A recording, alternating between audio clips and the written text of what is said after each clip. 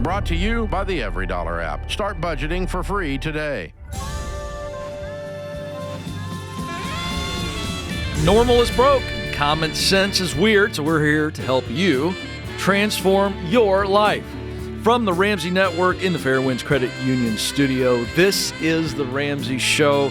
I'm Ken Coleman. Jade Warshaw is alongside. 888-825-5225 is the phone number. 888-825-5225. Your money questions, Jade is ready to go. She stretched beforehand, I'm told. I did. Got a little energy drink, so she'll help you on those. I'll assist. And then Ramsey just did a new study, Jade, and in my area of things on work, and we're finding that the two biggest areas of problems for folks in the workspace is burnout and a lack of life balance around work. So, are we going to talk about that today? If that is you, folks, you can call in and I'll dive in on that. So there you go. Money, the burnout, the life balance issues as it relates to your professional life. They all tie in, by the way. I think you need to dive in regardless of anybody calls in. We'll take those questions, and let's start with Lars in Eugene, Oregon. Lars, how are you, sir? I'm doing well. How are you, Ken? Good. How can we help today? I'm wondering what gazelle intensity looks like for me when I have massive debt and okay income and a pretty full family life where I feel very busy. Why don't you lay out the debt, and then we'll get into the family schedule. Yeah, so I'm in $156,000 of debt, vast majority student loans, plus about $4,400 left on a silly van payment. Okay. So other than the $4,400, is everything else student loans? Yes. Okay. Yeah, that feels scary. $152,000. Is that right? 156, yeah. Oh, 52, the loans, For the student loans, yeah. What kind of degree did you get? I have a master's in math.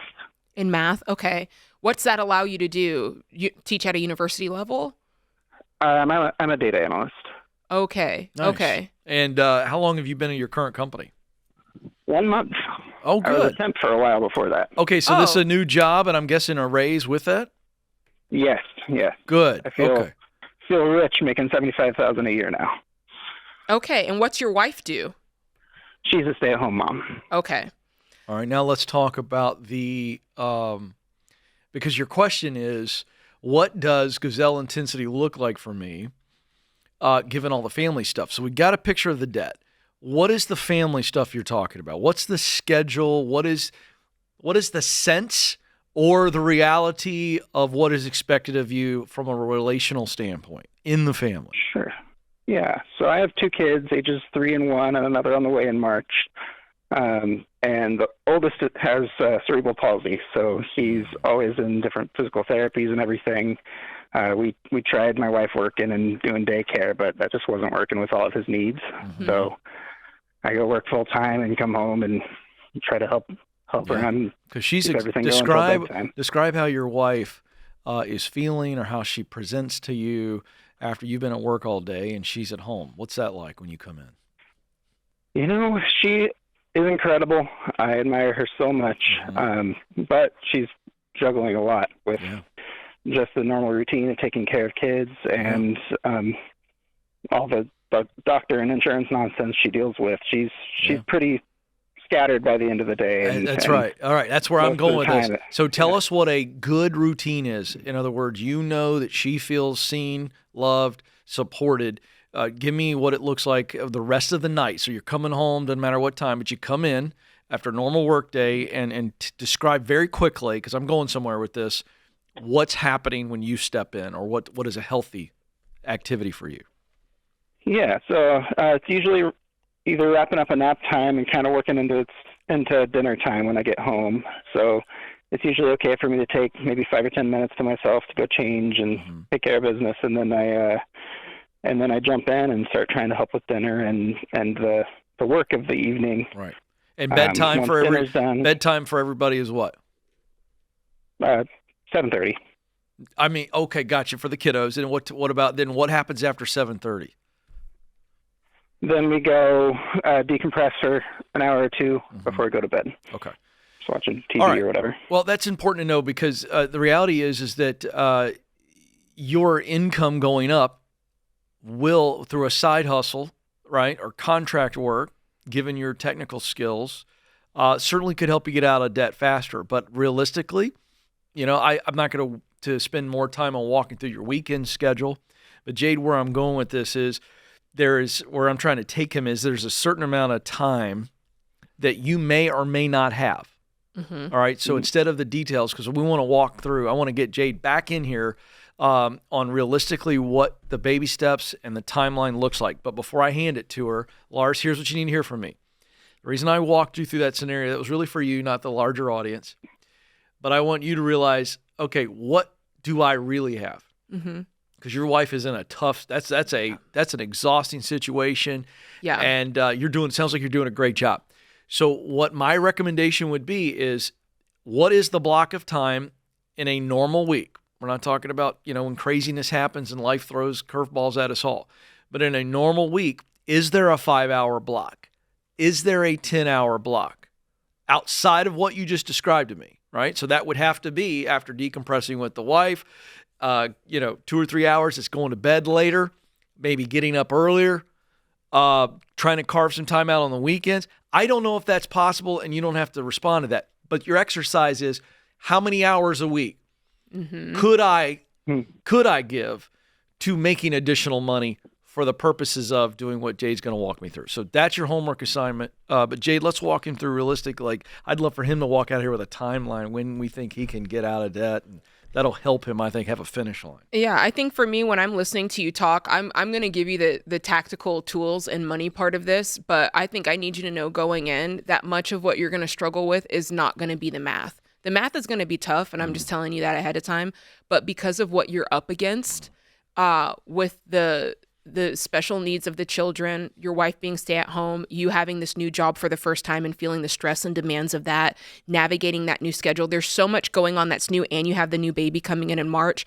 There are going to be so many opportunities for your emotions to take over. When that new baby comes, you're going to be tired and you're going to be overwhelmed. And when you start crunching the numbers, the frustration is going to set in when you look at the timeline. And so I just want you to be ahead of the game, just kind of knowing, because half the battle, Ken, is kind of knowing, what we're going to be up against and what we're going to be facing.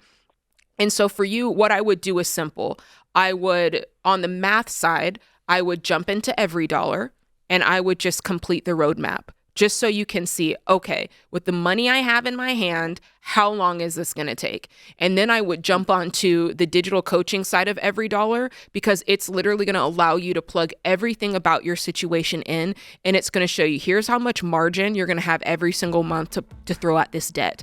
And when you have those real numbers, that is going to help you get a clear picture, not only of the timeline, but what it's going to take to accomplish that. Then when you add side hustles to it, of course, it's going to go faster. But understand, this is going to be an emotional fight for you. So knowing ahead of time, hey, you're going to need to do those daily habits of jumping into EveryDollar. You and your wife need to set up regular rewards, because this is a long journey ahead of you. So sit ahead of time and say, when we pay off this debt, every time we pay off X amount of dollars, here's what we're going to do to celebrate, because the celebration is what's going to keep you going. I wish we had longer to talk. But here's what we're going to do. We're going to get you, stay on the line. Kristen's going to get you into EveryDollar, our gift, and I'm going to give you Jade's brand new book, which addresses what you're going to go through, what no one tells you about money. Hang on.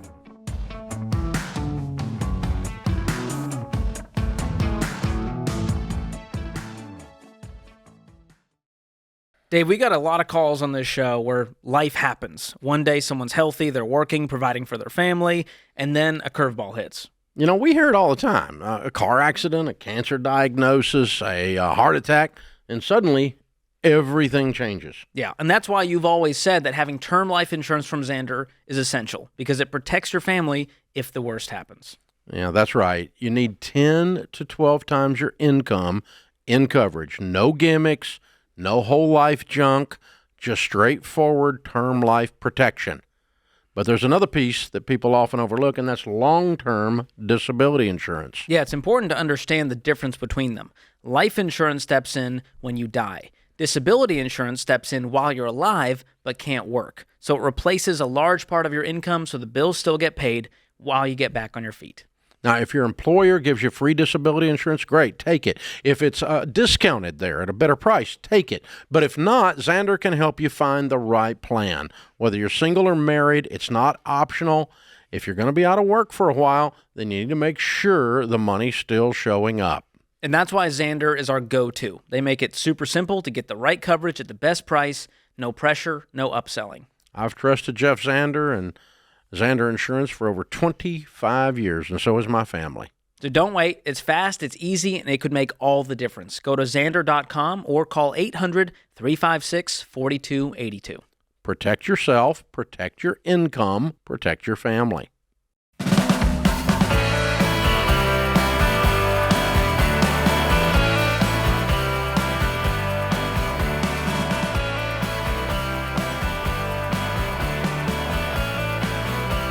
All right, we're going to Rhonda next in Phoenix. Rhonda, how can we help today? Hi, Dave. Thanks for taking my call. I am a mom of 3, and I'm 36 weeks pregnant with our 4th baby. Wow. My husband makes about $70,000. I left my job earlier this year. That was full-time to homeschool our daughter, our oldest daughter, and I still work part-time, making about $30,000. We are just with the consistent medical expenses. Our kids are all under 5, so it's been pretty hefty the past 5 years. Yeah. Bless you. So we're having a hard time, first of all, keeping up month to month, but let alone getting an emergency fund in place. It seems like it keeps getting wiped out with medical expenses, or mostly medical expenses. Is this the $1,000 you're trying to save, or 3 to 6 months you're trying to save? The 1,000. So we're on step 1.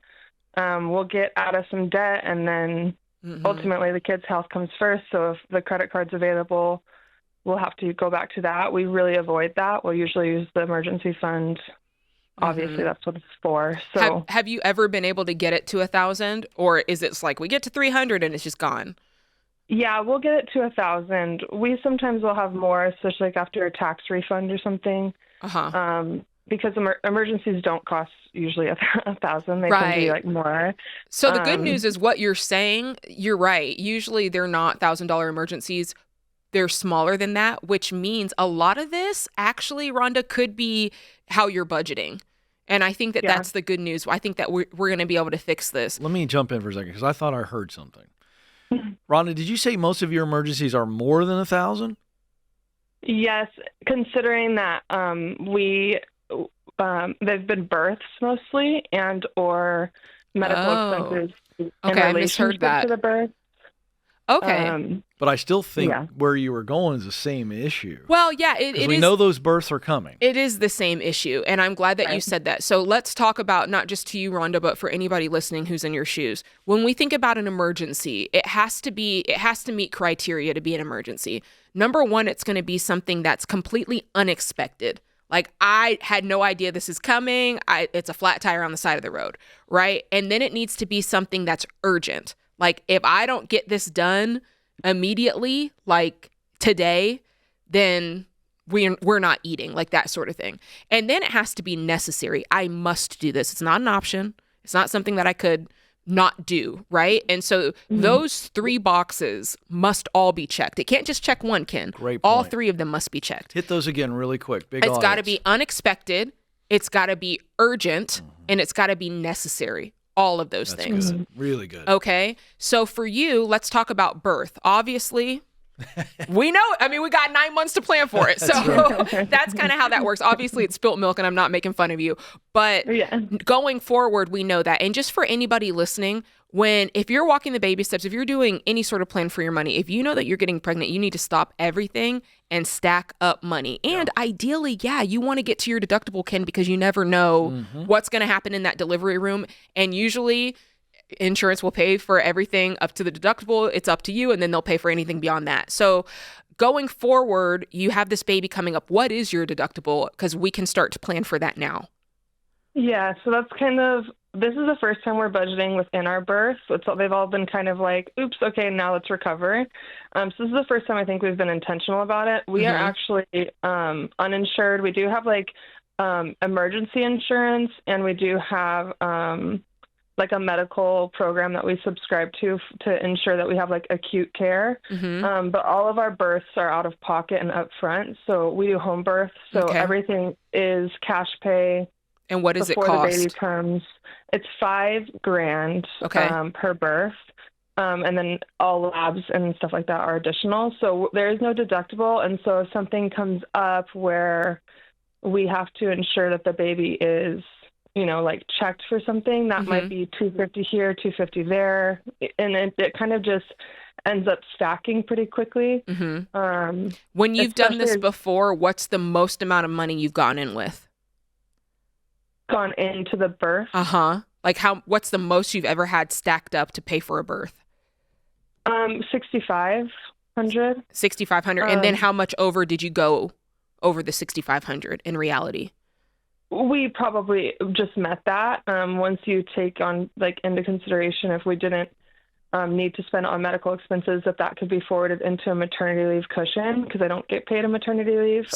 What I'm trying to understand, let me tell you where I'm going with this. What I'm trying to understand is what have you needed in the past that you didn't have that caused you to either A, go into debt or pull money that you weren't supposed to be pulling from? Just the essentials. And I think it's been poor planning previously. Now it's obviously not that as much.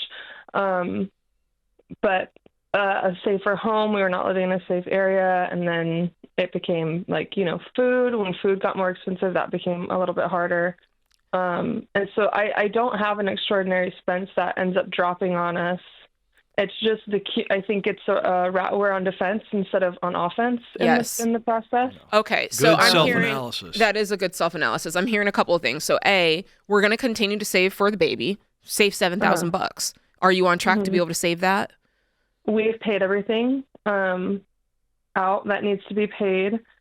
We do not have any cushion right now. I'm selling a bunch of stuff around the house for that cushion. Good. And what is it? Extra hours. What's it take to operate your normal monthly budget aside from the birth? Just keep everything running, keep lights on, keep rent, all of that stuff. What's that cost? $7,000. $7,000. Does that include the debt payments? That does include debt. It does? It does include debt. Great. Okay, so there's your minimum payments on debt, so $7,000. If you came into the month of delivery and you had the money you need for operating cost, and then you had the $7,000 that you need for the birth, or you've already shelled it out, or however it works, tell me then what the issue would be. Are you telling me, hey, Jade, what we really need is, in the past we've done $7,000, but probably what we really need is closer to $9,000. Is that what you're telling me? No, I think our birth is covered. I know our bills are covered for this month. I think where we're at and where we're nervous is we've been so back and forth in the hole, back out of the hole, in the hole, out the hole. Right. That moving into this process, we have 4 weeks left until the baby comes, and then we're going to have a few weeks where I can't make income, and we don't want to be back in that hole. So we're trying to not be on the defense. I mean, it's kind of late, right? So we are still, but we're trying to be more ahead of it so that we don't end up. That's where I'm saying. In the hole again. That's where I'm saying. Tell me how you're late if you told me that you've paid for all the costs of the birth. That's what I'm getting at. Because this has got to be a simple equation. It's we either feel like we have enough money or we don't have enough money. So if you're telling me, hey, we paid for the birth, but you also in a previous sentence said, but other little things pop up. My first thing, Ken, is, well, if we've usually saved 6 or 7, let's try to get that number higher. Yeah. So let me dive in, Rhonda. Jade's right, but very simply and practically, do you have enough income that if you were budgeting properly, you guys would be okay? Yes or no? I think we probably need to reevaluate our budget somehow. I don't see where the margin can come from, but we don't have margin. And that's the problem. All right, so that's good. So second question, and we're going to give you one session with the financial coach as our baby gift to you, because we're not going to be able to go into the nitty gritty, but I think they will help you get the answer to that question, all right?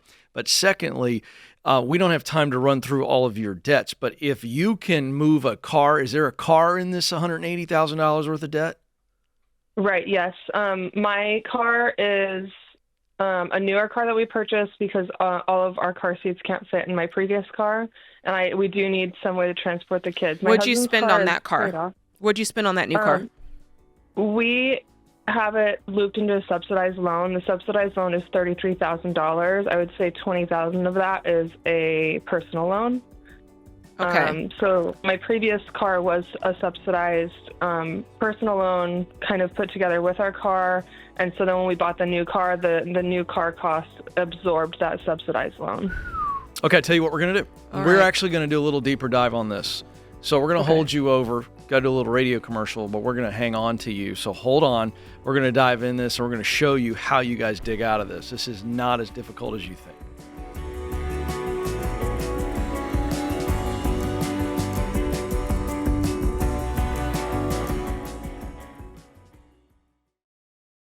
The holidays are supposed to be joyful, but they can also be expensive. Between gifts, travel, and about 1,000 limited time offers, your budget can start feeling anything but merry. And that's why I love this. Boost Mobile helps you treat yourself and your wallet. Right now, you'll pay just $10 a month for your first 2 months. Then, only $25 a month for unlimited talk, text, and data.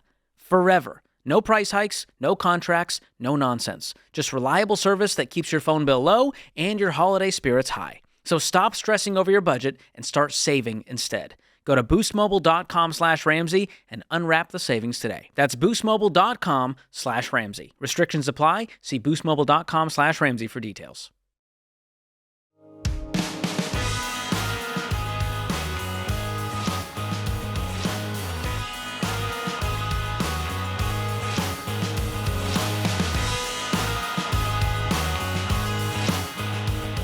All right, so we're talking to Rhonda in Phoenix, and Rhonda, I want to bring you back in here. Okay, so we got to get tactical really quick. Yes. Jade, take over here, but all we're looking for, Rhonda, is numbers in your debt. All right, we want to go smallest to largest. Lay those out for Jade. So I need two things, Rhonda. You told me your husband's making $70,000 a year. So are you taking home about $4,800 somewhere around there from him? Yes. And then what's your part-time pay right now? What are you taking home? I'm about 22 to 25. I'm an independent contractor, so it just changes. So as it is, you said it takes $7,000 to make your budget. As it is, you're like squeaking by. So when you stop working, I'm seeing that you're going to have, a deficit of around 2,200, 2,123, somewhere there. Feel right?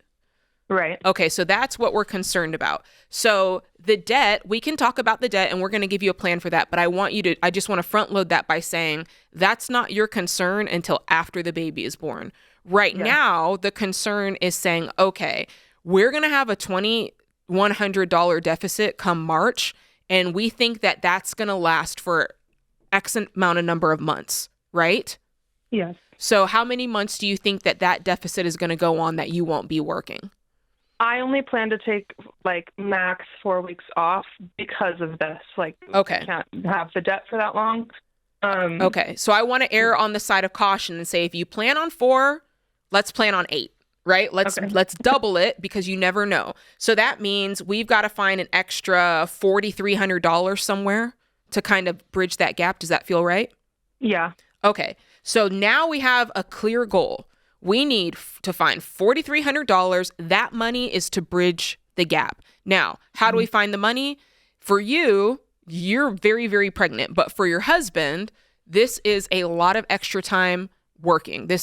I'm picking up whatever side hustle I can. I heard you say earlier that you were selling things. Keep doing that. Now let's turn over and look at the debt because there might be some quick wins there that will help us find the money. Ken, the car. Yeah, so the car that you had to have because of the car seats, how much did you pay for it?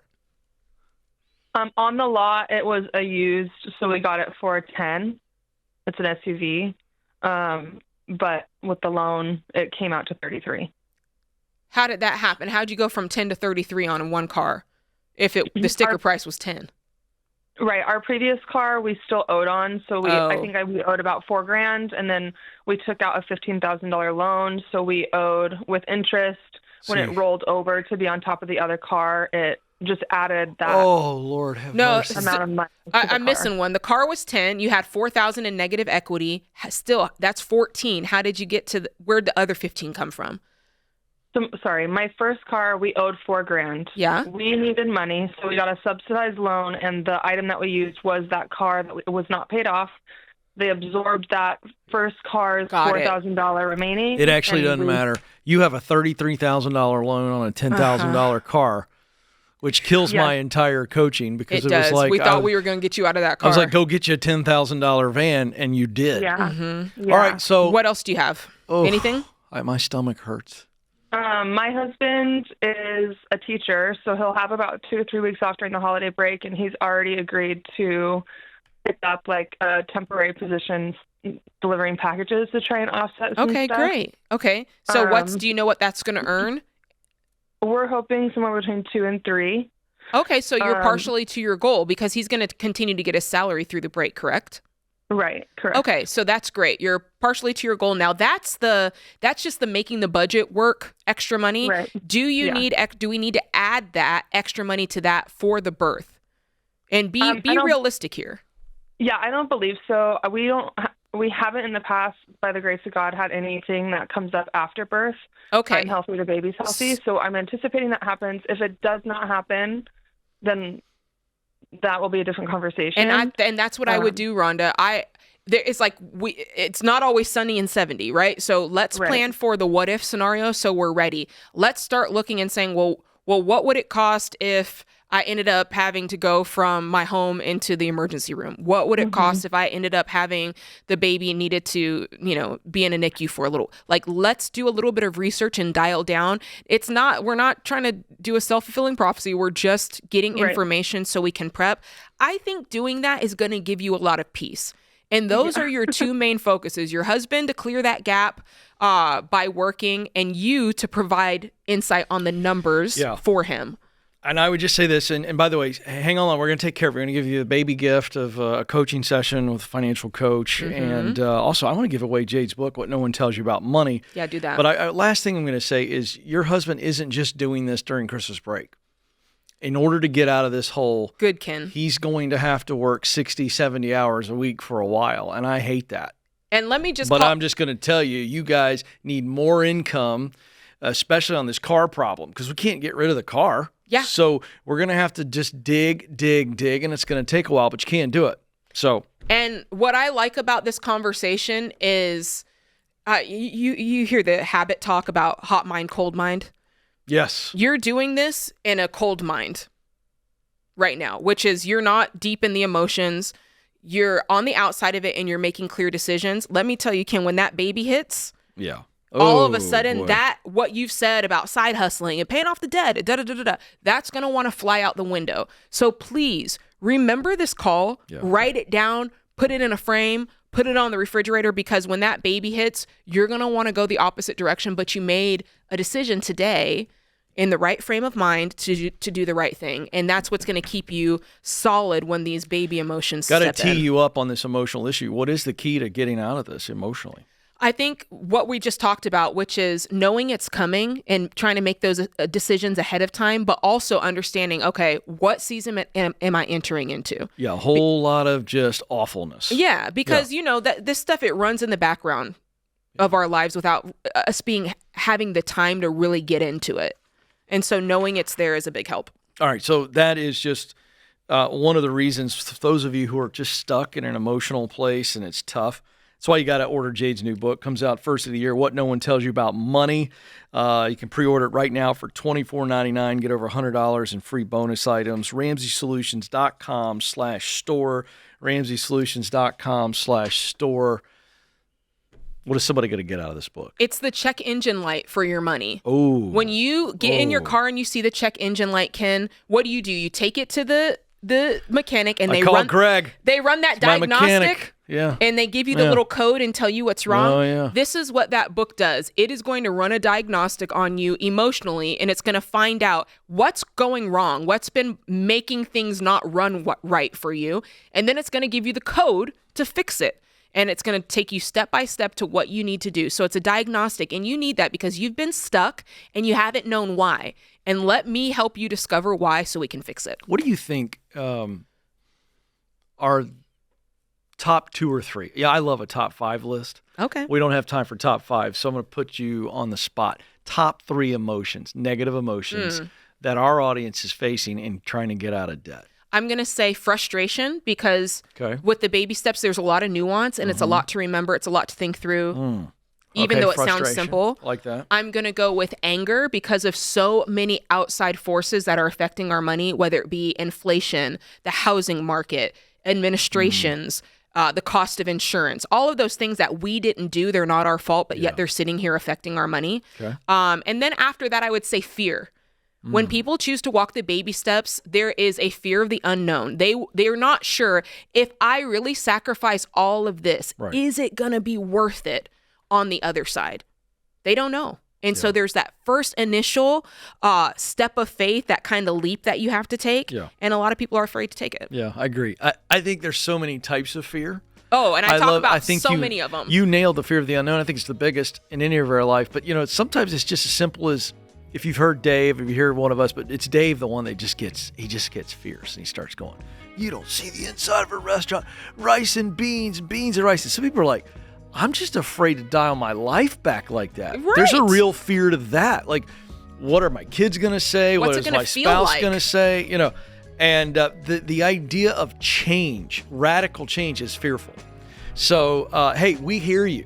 We've done it. We're here for you. So we know what you're walking through. We're going to walk through it with you.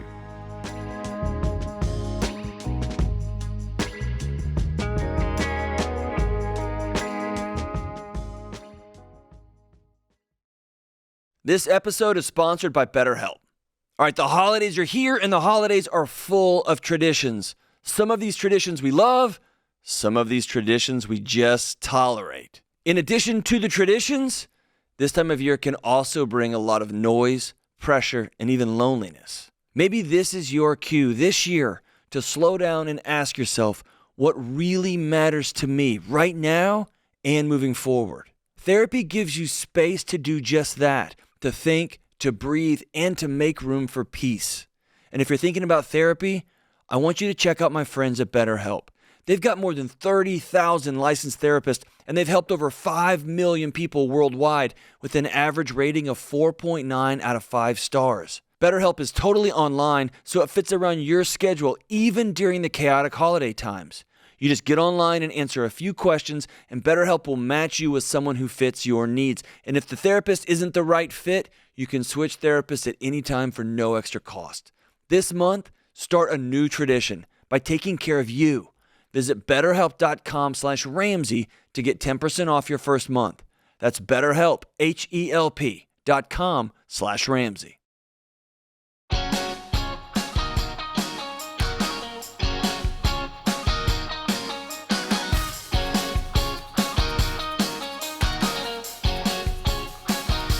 All right, the Ramsey Show question of the day is sponsored by Why Refi. You can't change the past, but you can change your next move, and Why Refi helps people with defaulted private student loans refinance to a payment that fits their budget. If this is you, visit yrefy.com/Ramsey. That's YREFY.com/Ramsey. It's not available in all states. All righty then. Today's question comes from Kate in Utah. She says, my 15-year-old daughter recently started babysitting, which has been a great first job for her. If she wants to buy something like concert tickets, she has to pay for it. This has really helped her with budgeting and being responsible. In addition to what she earns, we provide her with spending money. Should we be putting that money into her bank account as an allowance, or should this be something she earns once a task is completed? Also, should we have her keep a set amount of minimum balance in her savings? Okay, so there's a couple of questions in here. We're talking about, do we want allowance versus like paid wages, basically, like paid, you get a wage for a service kind of thing. And do we kind of regulate how much she needs to have in her account at all times? So I love the idea of people working for money because that's the way it works in the real world, Ken. And part of this is experience for me too. I never grew up on allowance, and so I don't even know what that is, but I do know what it means to do a job and get paid for it. And I think there's a certain level of not only reality to that, but dignity to that. And I mimic that at home with my kids. They unload the dishwasher. With my kids, there are certain chores that they do that is just you being a citizen in this household. You don't get paid for it. It's just you being a good citizen. Those are things like making up your bed, keeping your room clean, that kind of thing. Then there are chores that you do that you get paid for. And so that's how they earn their money, or maybe some people would call it allowance. So I would implement something like that. There needs to be chores that she does in the house that are just shoo-in. But then there's other things that she can get paid for. And when it comes to what you are telling her she needs to keep in her savings, I would just teach give, save, spend. So whatever you have, you can give some of it, you can save a portion of it, and you can spend a portion of it. And you guys can decide what that portion is. Yeah, the only thing I would add to this, and I don't know if this is going to be controversial, but do it, Ken. Come on, Dad. I really don't care. I think you teach all of that, and I have. But I got one kid, and Jade knows all three of my kids well. I got one kid who is... He's saving, boy. He ain't letting go of that cash. Dude's got thousands, okay? From every financial gift, little odd job he's ever had. I got two other kids that don't have any money. Yeah. And I've taught them. I've taught them till I'm blue in the face, and guess who doesn't have a blue face today? Me. Well, you can't make them That's what I would say. So teach them, and then I think that life is the best teacher. And so I've got one kid that just at some point is going to get tired of being broke. Mm-hmm. And then the old man's a genius. Mm-hmm. So I think as parents go, I think sometimes we do a little too much teach, more importantly, model. Yeah. So they say, this is what mom and I do, or this is what your father and I do. This is what I think you should do, and here's why. And then let it go. Let it go. Let it go. And just because I'm telling you something, you got to learn it. And it's not like teaching them to ride a bike per se. It has some parallels. You can keep your hands on the outside point, you of gotta the seat, let go but of you the gotta bike. let it, yeah. And then when they fall down and skin their knees, they start to learn to ride the bike. And so they need to be broke. I mean, so broke it hurts. Can I tell you? So there you go. And you've got older kids. You've got 20, they run the 20, gamut. 18, and 17. Yeah. My kids so are they're younger. in it. They're in it right now. And they need spending money. Yeah, because they got gas and games and dates and... They got all the things. Can I tell you about my 7-year-old? Yes. All right. So I told you the kids, they get some money for doing things like unloading the dishwasher. And we were trying to teach my son, if you want something, you have to save up your money for it. And that takes time. So we were finally able to get him to save up his money. He wanted a fish tank to buy a goldfish. And so he finally saved up the $22. We went this weekend. That's awesome. Got him he got the tank, the little pineapple that goes in it, 2 goldfish. Don't you know the next morning one of them was dead? Of course. And I was like, I felt so bad because he saved up his money. I mean, the Can we goldfish not have itself a is cheaper 32 fish cents, that has a longer life expectancy it's for all 32 cents. all of the kids of the world? We're breaking their hearts. I know. Is there not a fish that's a little more durable? The Listen, these goldfish. It's a 50-50 proposition. Every morning you wake up, you're stressed out. I hope the second one hangs on. That's all I hope. Don't hold your breath. Promise Well, he's not. Oh man, we'll be here all day with the parent jokes. Matthew's up in Gainesville, Florida. Matthew, how can we help? Hi, I was wondering, should I stick with the trade I'm in doing HVAC, or should I switch to another trade like welding or building automation to make more money and do something more fulfilling? Oh, I think you might have just answered your question. Am I to understand that you're in HVAC, and if you were going to welding, you perceive that to be more enjoyable, more fulfilling, and it's certainly, you know for a fact, you can get paid more? Yes and no. I can make about the same. It's mainly the company I'm at. But I have a difficulty trying to go to another company due to experience. Okay, so 2 things. One, I want you to adjust your phone. You sound like you're inside of a sock. Know, okay, so talk back to me. You want me to say it again? It's only slightly better. I'm having a hard time understanding you, but we'll keep going. Okay, so all right. I asked you, so you presented a question. Okay, I want to hit you with the facts. You said, do I leave my trade of HVAC and go into welding in order to make more money, be more fulfilled? I repeated it back to you, and your reply was, well, it'll be about the same amount of money, and really it's just the company I'm at. So it sounds like you're presenting something different. Do you hear what I'm hearing? Yes, sir. So I wonder if I were to wave my pencil in the air as if it were magical, and I'm doing right here on camera, Matthew, you can't see it, and I were to remove all of the bad stuff at this current company, would you be on the phone with me right now asking this question? Yes or no? No, sir. Huh? No, sir. No. No, sir, I would not. So it's not the trade.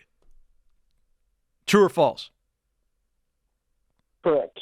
It's the place. True or false? Correct. All right, give me something specific. What is really bothering you? I do about 2 hours at work, and then I sit on my phone the rest of the day just to get my hours so I can have money and pay bills. Okay. Now, Matthew, I am so glad you called today because I think there are literally millions of people that are going to hear this. And folks, I want to make sure you hear what Matthew just said. Matthew is feeling burned out. True or false, Matthew? True. And Matthew is feeling burned out, not because he's working too hard. He's not working enough, Jade. He's bored. Yes. So I want to call this out real quick and we'll move on. But I want this massive audience to hear what very few people will tell you, that boredom is one of the biggest causes of burnout. Mm-hmm. Human beings are wired. We are created by our Creator to work, to progress, to overcome challenges. It is in our soul. So I just want to put that out there. You're right. And many of you are looking for a solve that you don't need to look for, and you need to look inward and go, I'm bored out of my skull, and as a result, my soul is slowly seeping from my body. So just a real quick sermon there. We won't take an offering. But I just want to make sure that you're paying attention to what Matthew's paying attention. So Matthew, here's the fix. I'm not against you, nor would I tell you not to move into welding, because to me, as long as welding is creating a unique challenge, in other words, you've got the skill to do it, but it also is interesting and it's enough of a challenge that you have to apply yourself and you're actually working all day, then yes, move into welding. However, if you can find another HVAC company that actually works you during the day, doesn't overwork you, then that's the simple fix. So we don't want to run away from something. I want to run to something. And in this case, I don't think the something is another trade. I think it's a different company, and I'm going to stick with that. So, hey, thanks for being honest, and you can fix this real easy. Go somewhere where you can work, my man.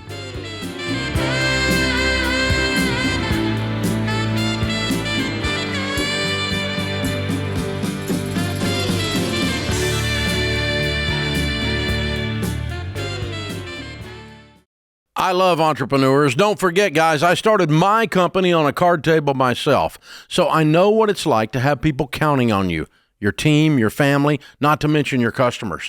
And when you're the one signing the paychecks, you can't afford to fly blind. But I'll be honest, early on, one thing that nearly sunk us was wasting time with spreadsheets that didn't add up because business units didn't talk to each other. I finally told my team, just fix it. And they did. We got NetSuite. That was years ago, and we've never looked back. See, NetSuite isn't just for tech giants. It's built for growing businesses like yours. Over 43,000 businesses already run on NetSuite, including a lot that started just like you. And now, with built-in AI, NetSuite is helping them even more. It's one system connected to every part of your business for real-time insights, not guesswork. NetSuite AI flags inventory issues, cash flow risks, even supplier delays before they become problems. So you can trust the data, stop wasting time, and make the right decisions faster. Take a free product tour today at netsuite.com/Ramsey. That's netsuite.com/Ramsey.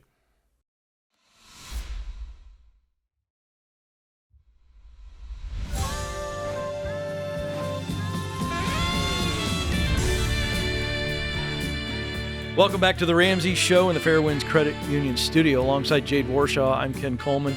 Excited to be with you. Let's go to Christopher in Denver, Colorado. Christopher, how can we help? Yeah, Merry Christmas to both of you. Thank you for taking the call. Thank you, and Merry Christmas to you. Yeah, so my wife and I, we have a daughter that's 3 years old and a son that's 9 months old. And the day my son was born, my father-in-law tragically passed away, unfortunately. Oh, my gosh. And, the grief and trauma that's come along with that has led to many challenges for my immediate family. And, in his will, he had essentially said, real estate's the best investment, and I would really prefer you to hold on to my home and use it as a rental property. Well, due to the grief that's been caused by this, my wife consequently lost her job. And, that $90,000 deficit is, pretty substantial. So I have a financial and moral dilemma on my hands. And on one hand, I'd really like to, obey his wishes. And on the other hand, I have a family to look after. And okay, let me jump in for a second, because I think we got to dig into some stuff. Mm-hmm. Mm-hmm. Your father-in-law died 3 years ago, is that right? No, this year in March. Oh, 9 months. Oh, so I wrote 9 years old. Sorry, so 9 months. So 9 months ago, your father-in-law died. Correct. And the grief from that led to your wife losing her job. Can I ask? She was let go from her job. What can I ask? Is there some type of unique circumstance on that? Yeah. It was, without getting into too much detail, self-inflicted, Okay, gotcha. All right. And so very, very traumatic to the point where she's not able to function at work. Certainly, yeah. Okay. And how much was she making? She was making $90,000. And how much do you make? Before taxes and bonuses, I make $120,000. Okay. And now let's move into, so what are the financial challenges? I'm assuming it's debt. Unfortunately, no. We've worked very hard to get out of debt, and that's kind of the reason why I'm. So you have no debt. Correct. All right, I'm gonna walk you through this. So you have no debt. Do you have an emergency fund? I have had to drain it to one, take care of my welcoming our new son. Two, taking care of the property that's in Texas, I should add. We're in Denver, and this is in Texas. Okay, good to know. And then do you have siblings that are also in the will on this property, or is it just you? It is just my wife. So that's right, your wife. So what's the property worth if you were to sell it? Yeah, I've gotten, my real estate agent says about $325 if we were to put, X, Y, and Z into the home. Without putting in the upgrades into the home, we're probably looking at just south of $300. And how much? Okay, so what would your wife walk away with if we sold it as is? Let me get that number for you. We're looking at about, at $325, $303,000. Without, we're looking at about $278,000. So you guys would walk away with $278K. Okay. What happened with the birth of your child to where it drained your entire emergency fund? That was not the part that drained it. Fortunately, it was hiring movers, getting us physically down there to go through the home. It's not my home. Oh, so, I understand. So, I have to be very sensitive to my wife and allow her to, take the time to go through his belongings. All of his home is basically in my home. How much was in your emergency fund? $25,000. You drained it. Holy smokes. Correct. And well, we have about $4,000 remaining, but the repairs on the home would cost us upwards of $23,000. All right. So let me cut through for a second. So it sounds like, and I think I'm right. Obviously, you're thinking, hey, we're feeling a $90,000 deficit year over year. If I can get my hands on some of this money, I can invest it and kind of make up that loss. That way she can take the time that she needs, and it's not going to continue to have such a drain on us. Right? Almost. But what I would like to do is, we purchased our home in 2022. Our interest rate is 7.125%. 7.125%, excuse me. And, it's my opinion that by refinancing, we can substantially lower our mortgage about $2,100. Okay. On the flip side of that, after speaking to property managers in the area, it's expected that we could get roughly $2,200 in rent for the property. And that's before fees, taxes, etc. Okay. For your father-in-law's property? Correct. So here, let me tell you what I'm thinking. I'm gonna be 100% honest with you. I don't think this is your decision to make alone in a vacuum. Number one, And if this loss has been what it has been, my guess is that she's might not be down to ride on this just yet. Is she? Where is she at? Well, let me finish the loop here. And then the final thing is, if you do sell this property, and because I want to say this on the front end, the only reason that I would say to do this right now is simply because of the location. I'm not, for me, it's not a financial thing of like, we have to recoup this money, doing a bunch of math. For me, it's more like, hey, you can't really manage this from where you are in Denver. And we've seen that. You've already shelled out far more money than you need to going back and forth and whatnot.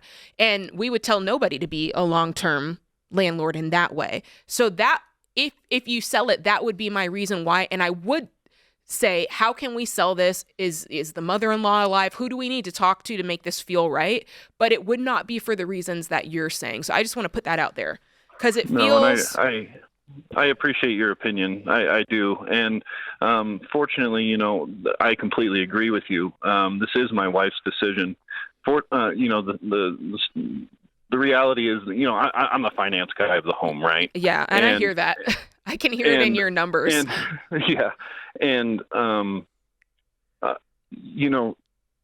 She is...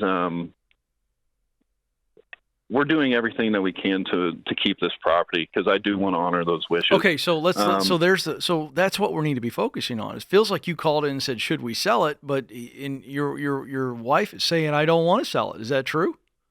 No, she wants to do what's best for us. Well, what do you think is best? Well, I would sell it. I would sell it too. I would sell it because of what she said. What Jay just said is that it's a burden for you guys. You've already blown a bunch of money. I'd sell it as is, and invest that money, build your emergency fund back up, and invest it, and let's do something good with it. Let's walk the baby steps out with whatever money comes in. Or if you really did feel like, I think the way you framed it earlier was why he wanted you to keep it was because real estate for him was the best investment. So in my mind, and this is just, I'm spitballing, I'm not saying you must do this, but if I sold it, what feels like would be keeping with his spirit or with something that he wanted the money to be used on would be maybe you do buy an investment property. Maybe you pay off your mortgage because that's a property and that now that's another asset. Do you see what I'm saying? So roll it back into real estate, whether it be yours or, whatever that is. And that way you're keeping the memory alive, you're keeping his values alive, but you're also doing the right thing for your family.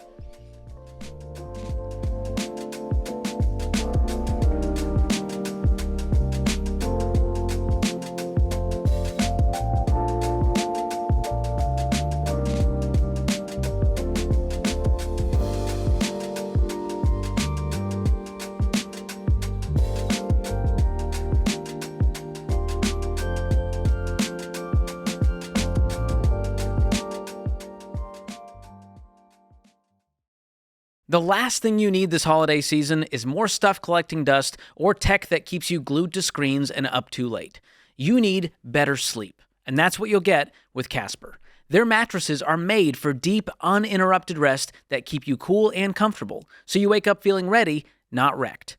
Because rest is not a luxury, it's an investment, and the ROI is your well-being.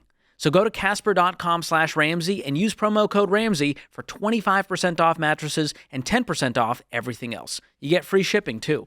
That's Casper.com/Ramsey, promo code Ramsey. Exclusions apply.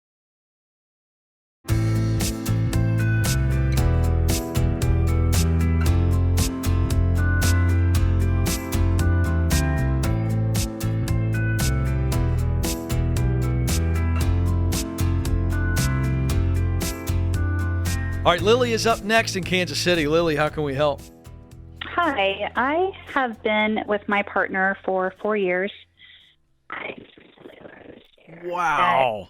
Lily, you just broke up really bad, so we didn't hear that part. We just heard you were with your partner, and then it went into like some ghost sound. It was haunted. Sorry about that. Can you hear me now? Really clear. Okay, so start that whole thing over. Okay, I've been with my partner for 4 years. Okay. I moved out here. We live in a rural area outside of Kansas City, and I found out this year that he does not want to get married. Okay.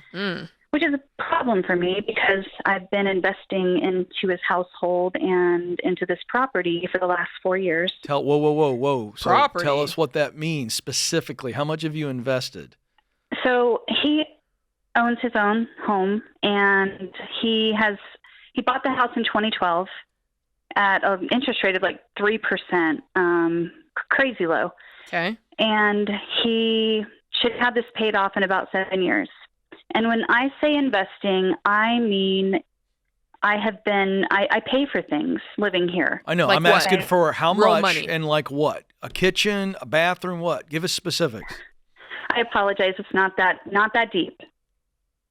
I pay for things in this household. The only way he will let me pay for things is if I buy groceries, pay for like our bedding, household items. Well, that's not investing in. Okay, I'm tracking now, but that's not investing in the house. It's not investing in the house, but here's my problem. Here's the dilemma. When he told me he wouldn't marry me, he set up a revocable trust. And leaving everything to me, when he passes away. My problem is that I'm living paycheck to paycheck, buying the things that I'm buying for the house, and he pays the mortgage, pays the bills, and won't let me be a true partner in that. Hold on, Lily. I feel like we're focusing on the wrong thing. Yes. Her blame, Jade. I'll get out of your way because your brain's about to explode on the revocable trust. But Lily, I'm just going to speak to the relationship side. Okay. Here's what I just heard. I moved out here 4 years ago to be with this guy. He doesn't want to marry me, and he made it very clear. But as a consolation prize, he created an irrevocable trust. Jade will get to that in a second. That to me is just weird. It's so weird. But then you went, but he won't let me pay for things, and he won't let me. Why are you still trying? Why are you even in the house? This relationship is over. Right? Okay. Right? I mean, yeah, in my mind, the trust is revocable, by the way, not irrevocable. Sorry, the doesn't whole matter. thing is weird, and tell him never mind, because if you don't want to marry me, why would you leave all your stuff to me? Yeah, what does that mean? To me, that's just a weird thing, and it proves this guy's a weirdo. And I'm not trying to be unkind. And I'm not trying to be insensitive. Unkind. But you called us, so we're automatically on Team Lily. Let me just tell you, that for guy me doesn't want to marry it's you. very manipulative too, because it's this way of keeping you on the hook forever. Exactly. That without marrying you, why would you say, I won't marry you, but I'm going to leave you after I die all of my major assets? I'm going to tell you what this wild. is. I'm going to tell you what it is. This is friends with benefits, and the benefit is He wants you, bro, but he don't want to marry you. This is sleeping with the enemy. Remember that? But now that? he's going to give you his whatever just so that you that's weird. This guy does not want to be married to you in a union with you. No, but he wants trying all to keep the you trapped. benefits that come with this, and it would make me feel gross. Mm-hmm. I feel gross for you. It does, and even being part of the revocable trust, it feels like Then I'm say being no. placated. Say no and break up with him and leave. When did this start, Lily? When did you find out he doesn't want to marry you, and when did he tell you about this weird trust thing? Oh boy, early this year, and he set up the trust about 2 months later. Because I told him that I didn't. He says he feels like he doesn't want to get married because it gives the government too much power over his assets. I need him to stop. Bull crap! This guy's such a bad liar. So let me tell you, when you said, why aren't we getting married? And he said, I don't want to marry you. Did you give him what I want to know is, did you give him some sort of ultimatum? Did you tell him you were leaving? And then this was the response to that. That is correct. You did? Yes. Well, why are you still with him? Because he created the revocable trust exactly. in that moment. That's my point. You let it work. It worked. You didn't give him an ultimatum and do anything about it. You threatened. And then he went, I see your threat. And I'm going to raise you some manipulation. And you said bet. I know I'm right. I've been right for about 3 or 4 minutes into this call. And I needed to hear it from someone that was unobjective. Does Lily, that make sense? Yes, break up with him. If you were my sister, I would be like, you have no respect for yourself if you stay in this relationship. And I agree with Ken. And now let me just hit on just a personal note, you as a human being. There is a sunk cost here, right? You're like, man, I love this guy. I spent 4 years. 4 years is a long time. And you got up and you moved to be with this person. there is a lot there. And I understand that you're probably like, can I salvage some of this? Because if I can't salvage this, then you have to come to terms with whatever that means to you about you. Like, I can't believe I fell for this guy, or I can't believe, right?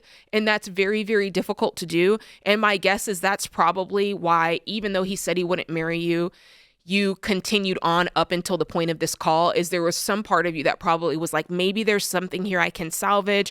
Maybe there's still a chance that this could turn around. And I totally get that. And Ken and I are not making fun of you or knocking you. Not we at are all. 100% trying to validate you. Good. It's hard to walk away from a household that I've put so much time and energy into, because now I walk away with nothing. Well, you had an expectation of what that was going to mean. Well, she had an expectation of what that would bring. I know, but I'm going to tell you why I disagree. And this is Team Lily. Lily, that's the wrong thing to say. You've been telling yourself, I'm walking away with nothing. I'm going to tell you, you're walking away with something, and it's your dignity. That's facts. Come on. That's facts. You got to know. You got to rewire this message. The narrative is, I'm not going to let this guy manipulate me and rob me of my dignity. I'm walking away with my dignity intact, and that's a big deal, and I'm going to make my life better. And I'm going to focus on getting myself to a place where I'm not living paycheck to paycheck. And I'm going to get myself healthy and deal with what Jade is saying. And she's real here. I mean, this hurts. I'm not minimizing this. This really stinks. But there is healing on the other side of this. Right. And I think there's love, real love. Yes, on the other side of this. Because here's the thing, I'm not poo-pooing anybody's journey, Ken. Sometimes we have to poo-poo some things. Yeah, I'm just saying, when the real man comes, Lily, he's going to know, and it ain't going to take him 4 years to figure it out. I'm going to tell you that right now. That's true, and you'll know. And Lily, since we're playing armchair quarterback here, it's the nature of our job. All right, we're not going to focus on the past. We're going to set our mind on the things of the future, and we're going to heal, and we're going to move forward, okay? However, for Lily and all of the other people listening and watching, please don't uproot your life and move to some place for somebody who's not willing to change their life for you. Thank you, Ken. Let me say it again. Do not uproot your life for somebody who's not willing to change their life. That's right. If they change their life in that they say, we are all in and getting married, then I will uproot. But I got to tell you, a lot of manipulative dudes out there. I'll just leave it at that. Yeah. So Lily, get out of there. What do you? Let's just. We got about a minute. So real quick answer. Would you have moved to Kansas City for any other reason than this guy? No. Okay. So here's absolutely not. Okay. So here's the deal. Here's what I know there's a lot, so I'm not going to ask you anything else because I think you got to grieve this. But I would tell you that the reason I asked you that is I want that to be the resounding thing you take away from this call. You only move there for this guy. You know this guy is not your guy. So now let's begin the mindset of, where do I want to restart my life? And this can be exciting. Yes. It can be healthy. Dare I say, it can be full of fun adventure. But it starts with going, nope, I don't want the trust. I don't want you. I'm out. Jade, final word. Yes, men and women, let's stop putting ourselves in these positions where there is this power indifference, especially when it's not a marriage. This business of moving in with somebody and it's their place and they hold all the cards and you're kind of at their mercy for them to let you in. This business needs to stop. Live at your own house. There's nothing wrong with living at your own house and dating somebody. And at the end of the day, you go home to your house that you own by yourself until you're married.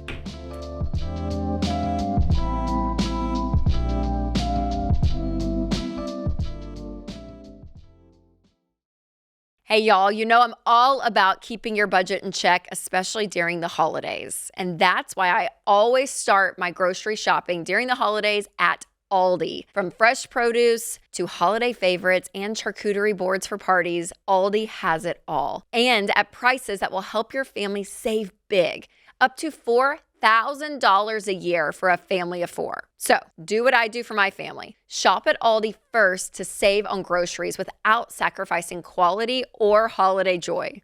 Find a store near you at aldi.us. That's ALDI.us. Savings based on regional analysis of Aldi versus select competitors. Prices may vary by location, product availability, and the market.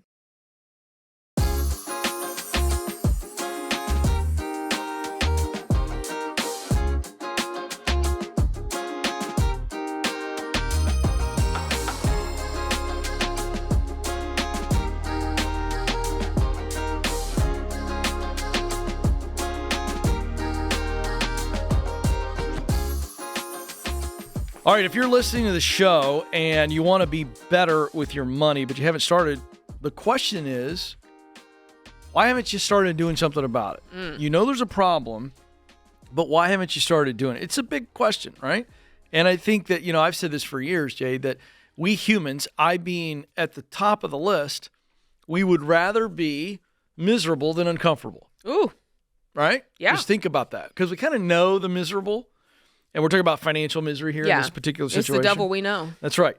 And so Dave has said this too. It's like people finally change where they go, oh, I actually am sick and tired of being sick and tired. In other words, I now would rather be uncomfortable than be miserable. Here's one example from some of our Ramsey Baby Step Facebook community folks. This is Shay.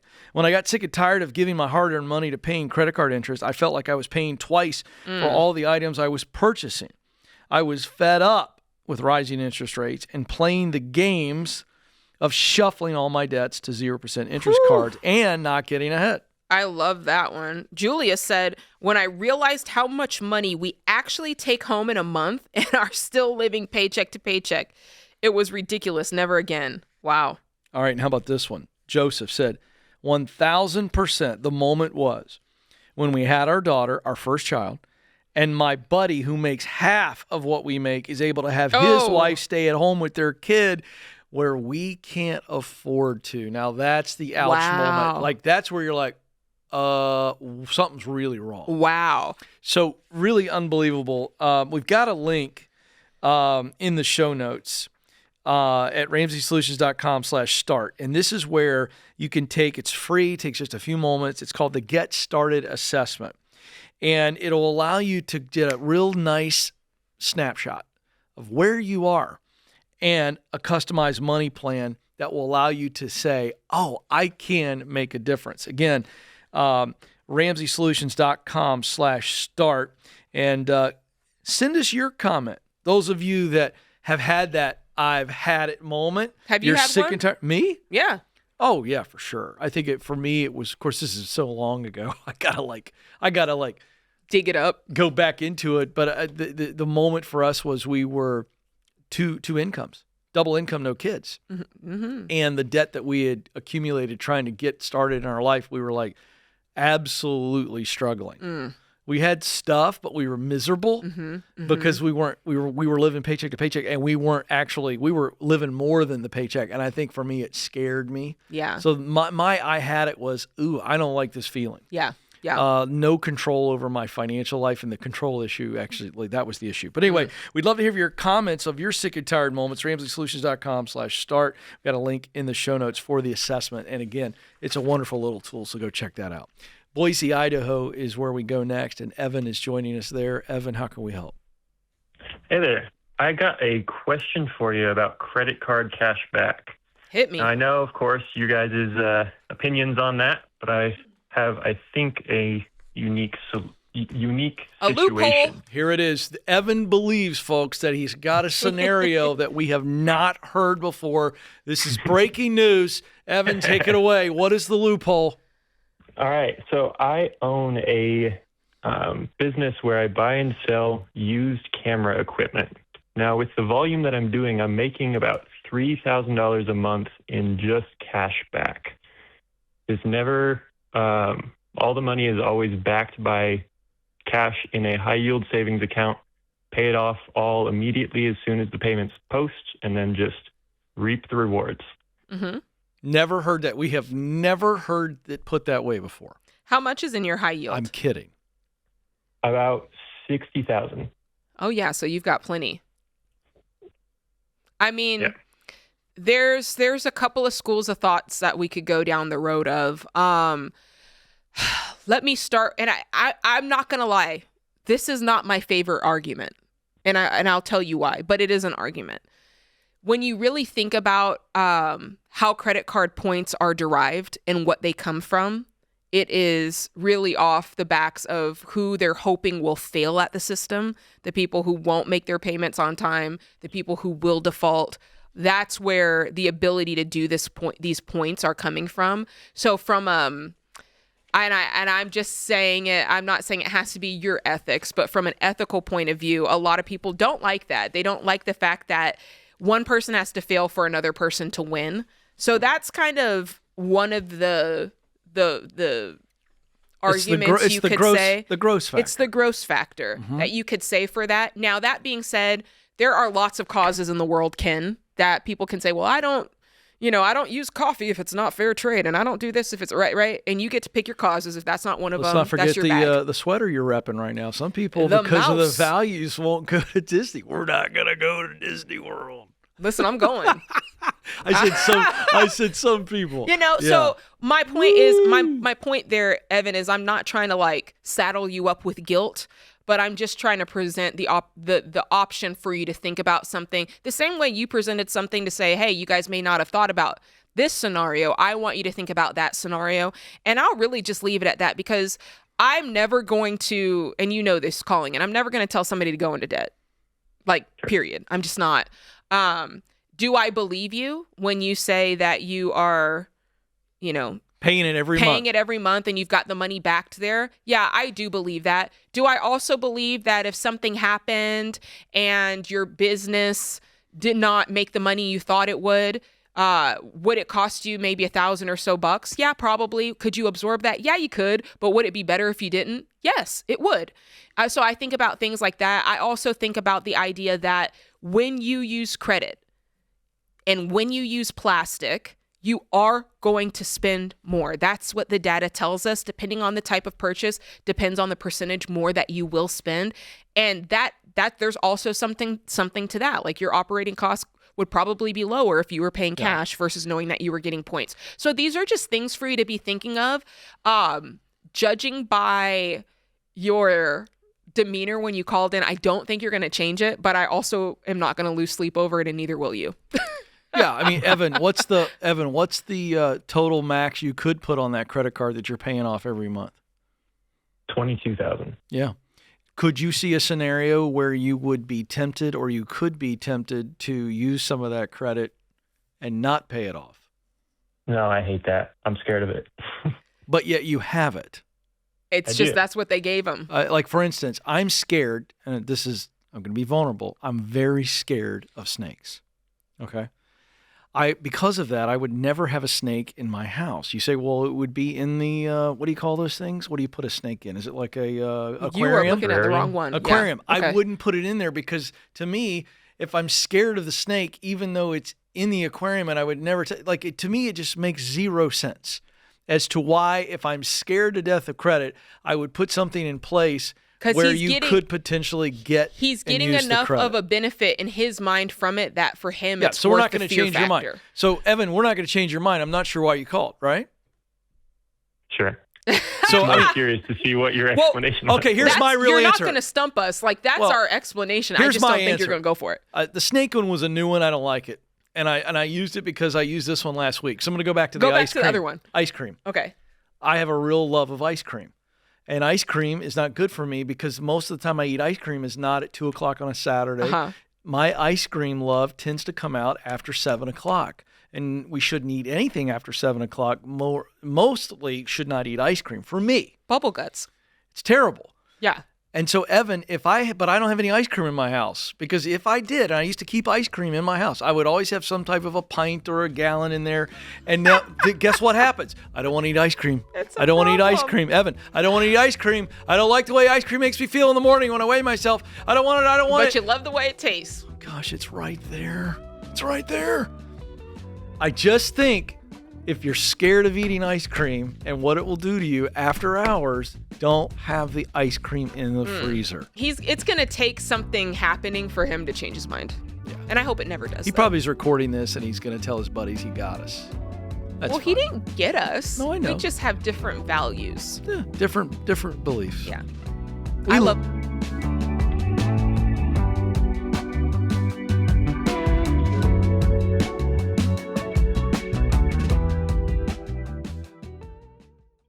Hey guys, it's open enrollment time for health insurance. And if you have ever felt overwhelmed trying to figure out your healthcare costs, you are not alone. For a lot of families, healthcare is one of the biggest line items in the budget. And it gets more confusing every year. But you don't have to settle. Christian Healthcare Ministries is a biblical and budget-friendly alternative to health insurance, and I am proud to recommend them. With CHM, you are joining a community of believers who actually help share each other's medical bills. Yeah, it's true. Members have shared over $12 billion in healthcare costs since CHM started nearly 45 years ago. And it's simple. You choose your provider with no network limits. You submit your eligible bills online, and other members help share your expenses. CHM has program options for every stage of life, whether you're single, self-employed, or raising a family. Y'all, open enrollment has a lot of people scrambling right now, but CHM lets you join anytime. So go to chministries.org/budget to check them out. That's chministries.org/budget.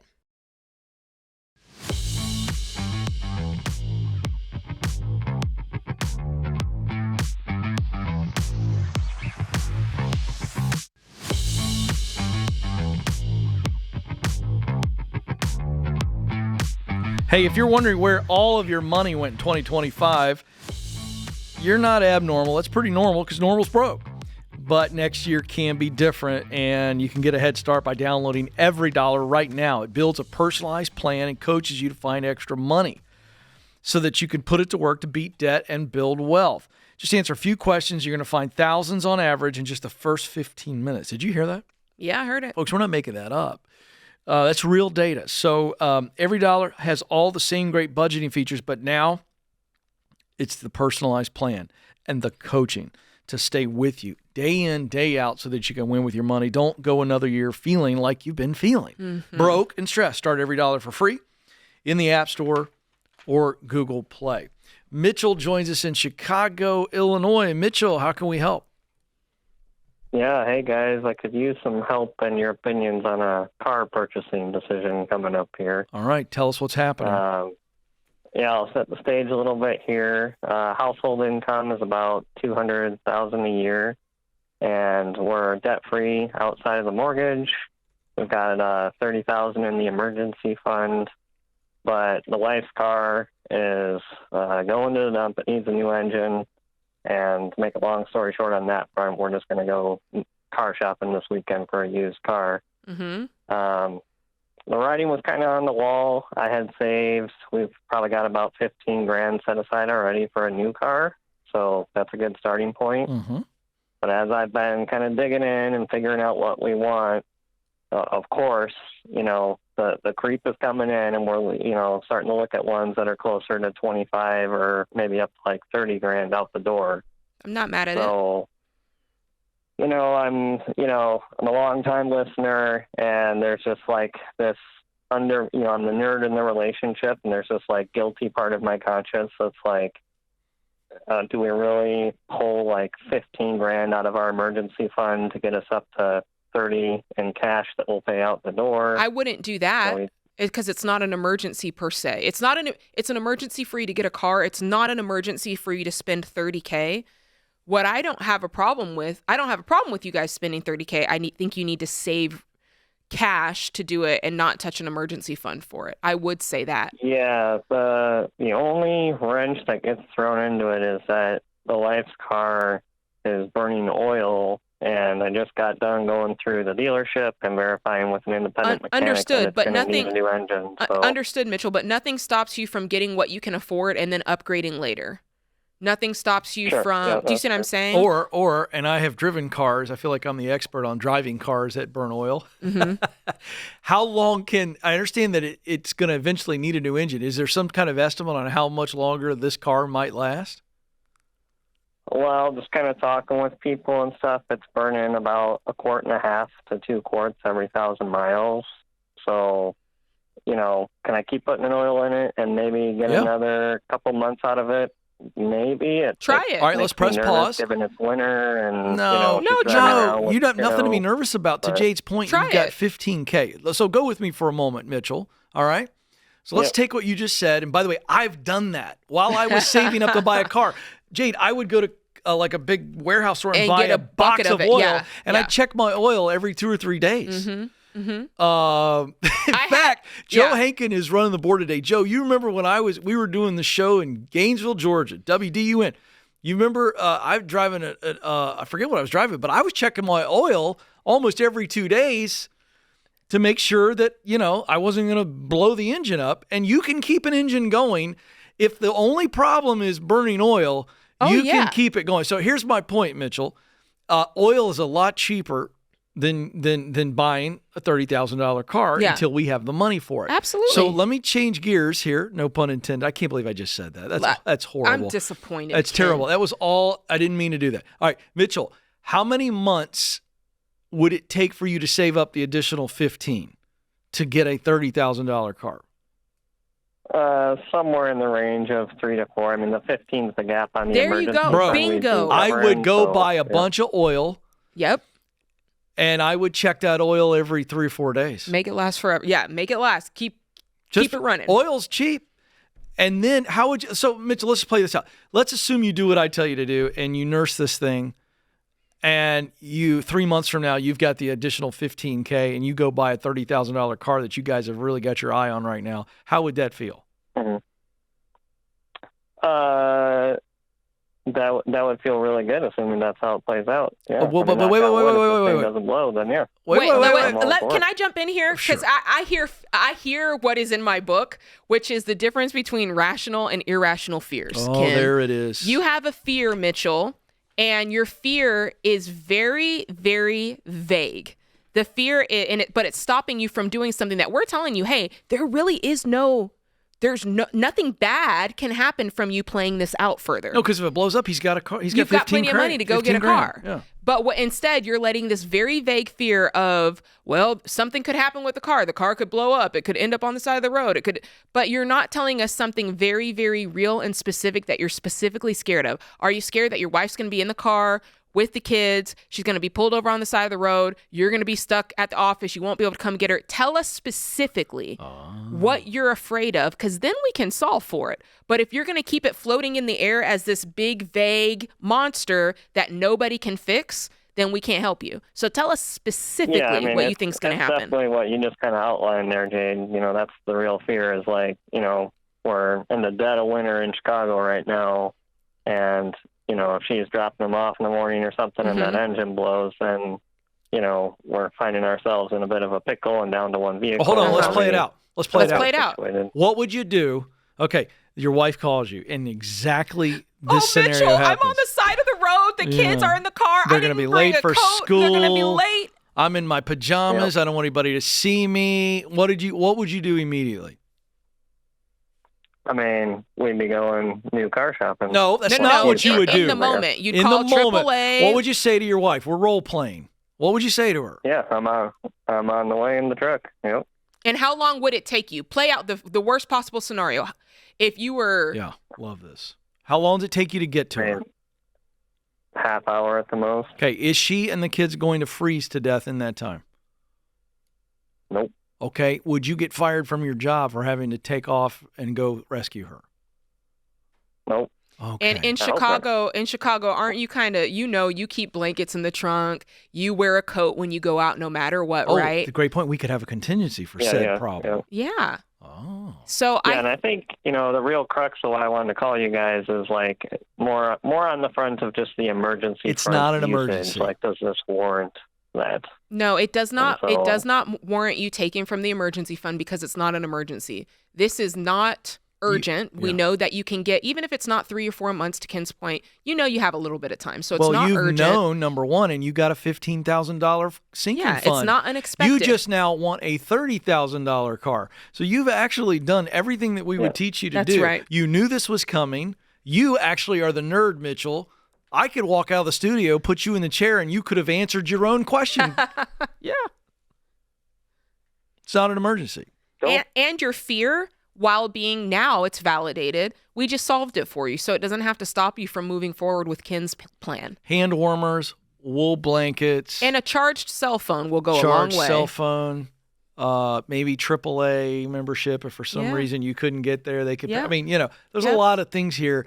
I'm just telling you, I want you to get the $30,000 car, and so does Jade. So we think it's 3 to 4 months of And I promise you, I'm not the only person that has nursed a engine that is. And by the way, the engine won't blow if it has oil in it. I inherited. Now we know that.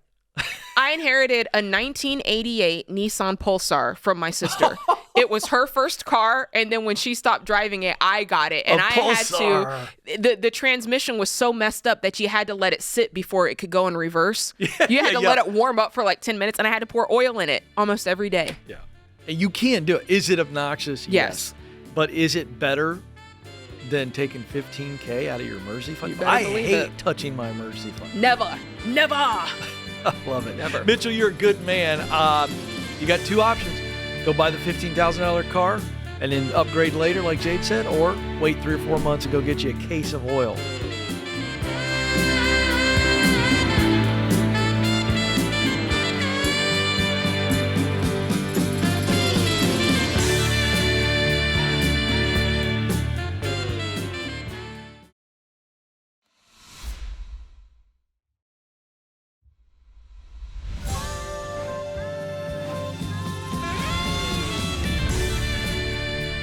Welcome back to the Ramsey Show in the Fairwinds Credit Union studio alongside the fabulous Jade Warshaw. I'm Ken Coleman, and we're so happy that you're with us.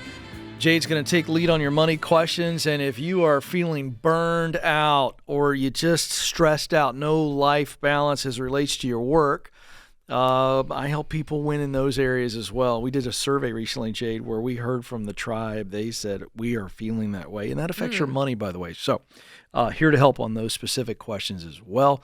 Laura is joining us now in Hartford, Connecticut. Laura, how can we help today?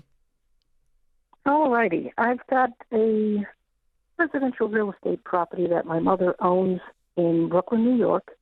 It's currently in a trust, and when she passes, it will be inherited by myself and my 3 siblings. Hey, Laura. Laura, can we see if we can have you adjust your phone so we can understand you a little bit better? Sure. Is that better? Oh, so much. Thank you. Great. So the property is worth about $2 million. It's a residential property. It's got 2 rental units now, and it's being rented. I am debt-free and ready to retire in 2026. My husband's already retired. I've got 2 siblings that, when we inherit this property, would like to knock it down and develop it into a 4-apartment building, which I'm guessing would run about $4 million, which means each of us would be about $1 million in debt.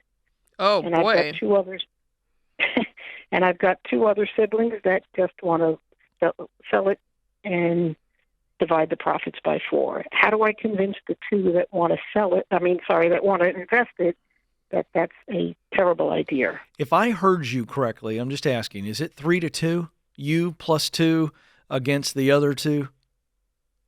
It's myself and another who want to sell, and 2 others that want to. Oh, okay. 2 on 2. So we're split down the middle. Right, and they either want to develop it or just keep it and divide the rental income amongst the 4 of us, which is nothing. And the assumption is that everybody should just be willing to go into $1 million of debt to do this. Mm-hmm. Exactly. Well, that's absurd. Or become landlords, right? Because they've given you 2 options. Develop it, or we just rent it. Right, and the rental income would probably be $1,000 each a month, which in my mind is worthless. Well, if the 2 siblings were willy-nilly to say, hey, just fork over $1 million, then why don't you tell them to fork over the money to buy you out? They don't have it, and I don't have it. No, there you go. No, but no, I think, Jade, you're actually onto something. So Laura, same thing. If it were me, I would say 2 things, maybe 3. We'll count them in a second. Here's what I would do. Number 1, I would make the case that what you're asking me to do is to go into debt, and I don't do debt, so it's off the table. You've got to make it super clear to them where they're like, oh, she's like, doesn't appear to be movable on this. It's just, I'm not doing it at this stage of my life. Hubs is retired. I'm just not going to go into debt for scenario 1. Secondly, I'm going to get out of your way quick. Second, I would say, I'm not interested in getting $1,000 a month. That's like peanuts for me at this stage of my life. Right. Okay. And then 3, I'll tell you what I would do. If you want to take out a loan, which their option number one is to take out debt to knock this down. And yes. They can take out money and pay you your share of the $2 million. Right, which is less than the debt that they would take to develop So it. that's because if they want to take out debt, they're going to do it anyway. Yeah. And you're not on the hook. So you go, give me my money. Let me get out of the way. Here's what I don't want to do. I don't want my value system to create conflict. So I've told you what I'm not going to do. Let me tell you what I will do. Here's my cut of the $2 million. Yes. And so a part of your whole debt structure, you give me my cut, and guess what I'm going to do? I'm going to walk into the sunset with my husband, and we're going to be in Cancun, and we'll talk to you at Thanksgiving. Yeah. That's what I would do. Make the math make sense for them because, and it's the end of the day. It won't. It's the end of the day, so correct me if I'm wrong, Ken, but I see $2 million, and I see 4 people. So each of you has got $500,000 in this. That's right. So are you telling me that they would rather fork over $1 million apiece instead of $500,000 apiece? Or do nothing and divide the rent and be landlords for the rest of our lives, which is a terrible idea. It's horrible. But now let me ask you this. They can't do any of this without you, correct? Does it take a majority rule? Or, is it a unanimous decision, or how's this going to go down? I believe it has to be all 4 need to agree. It does. What to do So, with the Laura, did you ever see the movie Braveheart? No, but I think I need to. You got to go watch Braveheart tonight. All right, there's the penultimate scene, okay? And in this history, I'm not going to tell you the whole story, but there's a scene where the English army they're on horseback, and they have a huge army, and they're coming after the Scots. And the Scots have got axes, and it's this little rabble-rouser group led by Mel Gibson. And Mel's got a plan, okay? And he knows that the British are going to be overconfident, and they're coming at him, okay? Long story short, he's got these long poles. They've cut trees, and they're waiting for these horses to get close enough that they can lift up these sharp things. And here's what he says to the guys. The horses are thundering down on him, and they're freaking out. And he goes, hold. And they get closer, and he goes, hold. And so my message to you is, Laura, it's a unanimous decision. Hold the line. I gave you what I would say. Option 1, nope. Option 2, nope. Option 3 is give me my $500,000 and you all go bananas. I'm not going to hold up your vision at all. I think it's the only thing they're going to want to hear, and I think that's the only thing they should hear from you. So no to the debt and developing it. No to being a rental, and yes to give me my $500,000. Hold. Doesn't have to be ugly. Just, guys, you can do this. I'm not stopping you. But give me my money. It takes $500,000. Right. You're willing to go into $1 million. Give me $500,000. Thank you. I'm super passionate about that. I think, Laura, that's the play. Jade? I agree. Yeah, you got all the cards. They can't do it without you. So make it super simple. Play without me. And by the way, here's the messaging. I want you guys to be able to do this. I would start with, hey, you know the plan? I thought through it. I want you all to be able to do it. Knock it down, rebuild it. It's going to be fabulous. But do it without One me. caveat. I don't have the stomach for it. My husband and I got a different plan for our life. Want you to be able to do it. And so here's the easy thing. Buy me out. And I'm cheering you on. I would frame it that way. And again, I don't know how they're going to react, but I think it's a good deal. Listen, I've already said it. And I agree with you. So, Laura, don't let any family pressure or any of that change your mind, because you're going to end up resenting them. Yeah, I agree. Well, I already do. So who's the ring? I was going to say somebody's the ringleader in all this, and it's not you. Who's the ringleader? My older brother, who thinks this was a family. It's a home that our great grandparents were born in, and it needs to stay in the family. Got it. Oh, by the way, it is. It's staying in the family. You're not holding any of that up. Hey, brother, it's staying in the family. Do your thing. It's just going to take $500,000 over here in my bank account, and it's going to be super simple.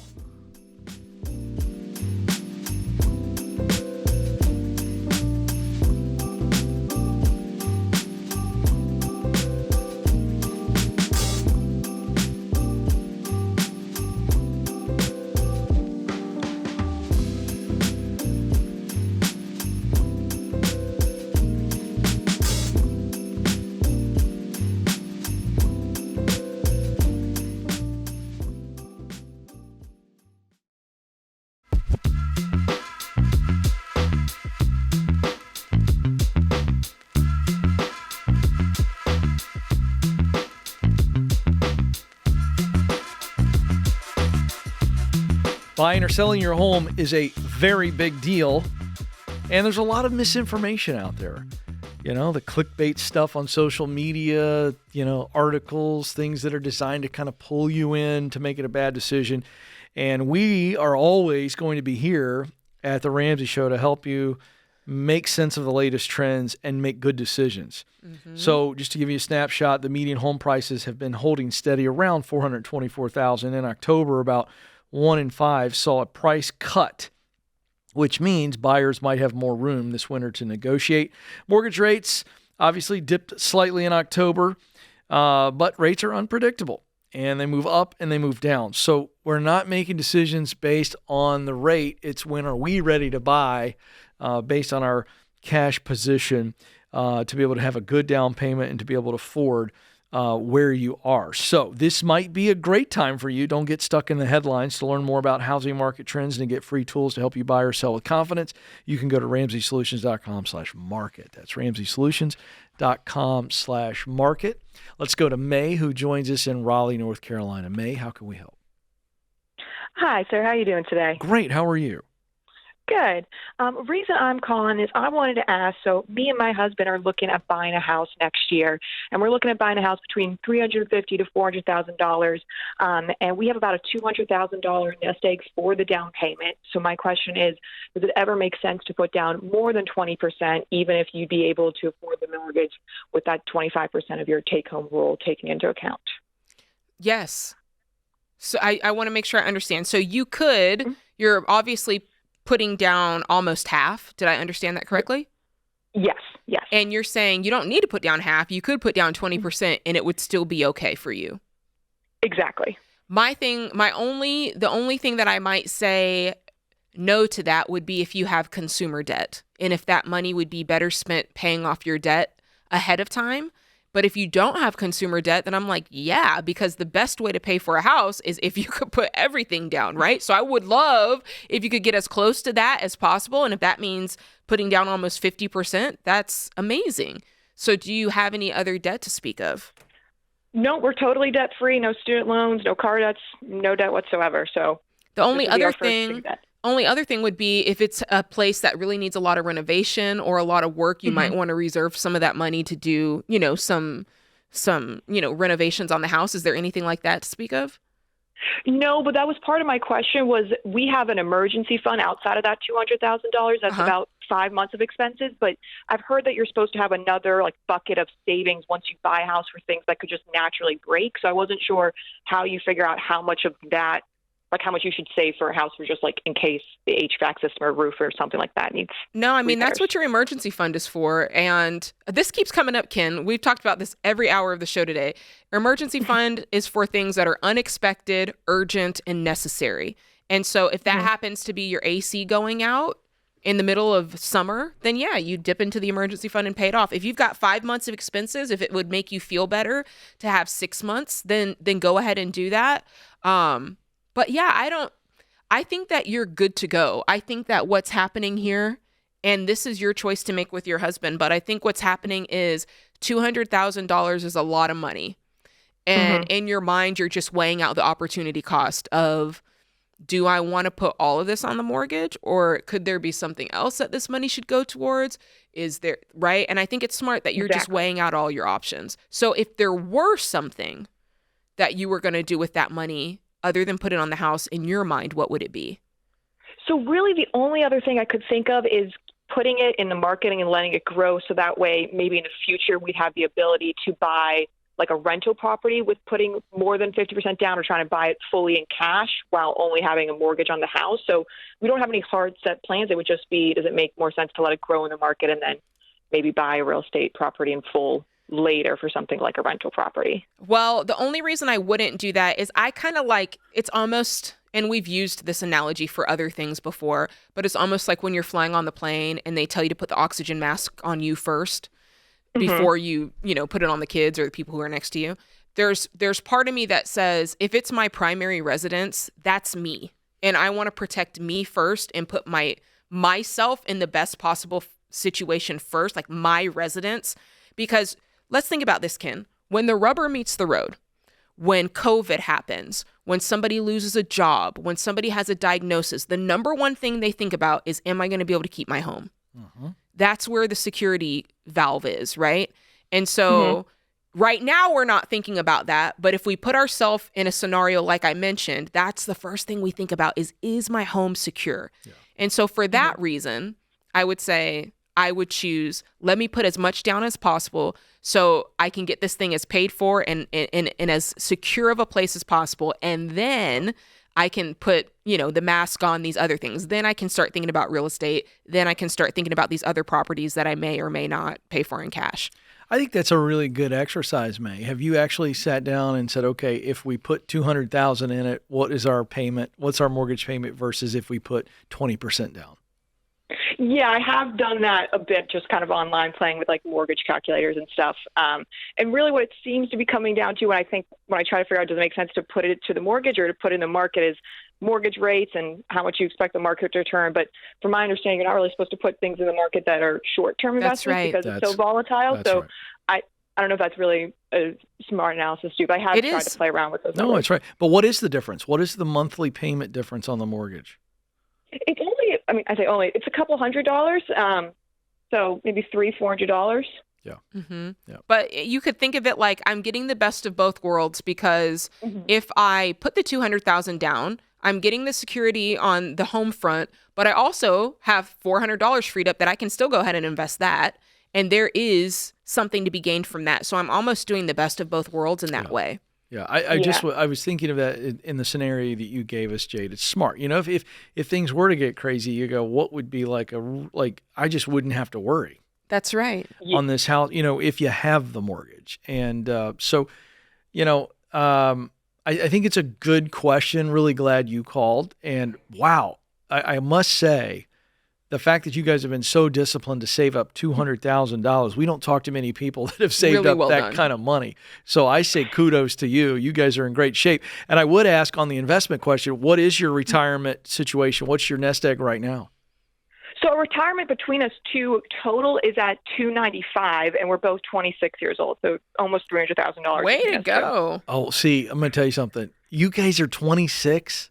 If you did nothing, and I know that's not what you're saying, nor are we recommending, but if you did nothing at this age, that $295 is going to be a lot of money. So your normal baby step 4, you're going to be in phenomenal shape. Well, tell us about your income, because income alone is telling, the fact that you can do this is telling me you guys are high income earners. What do you earn?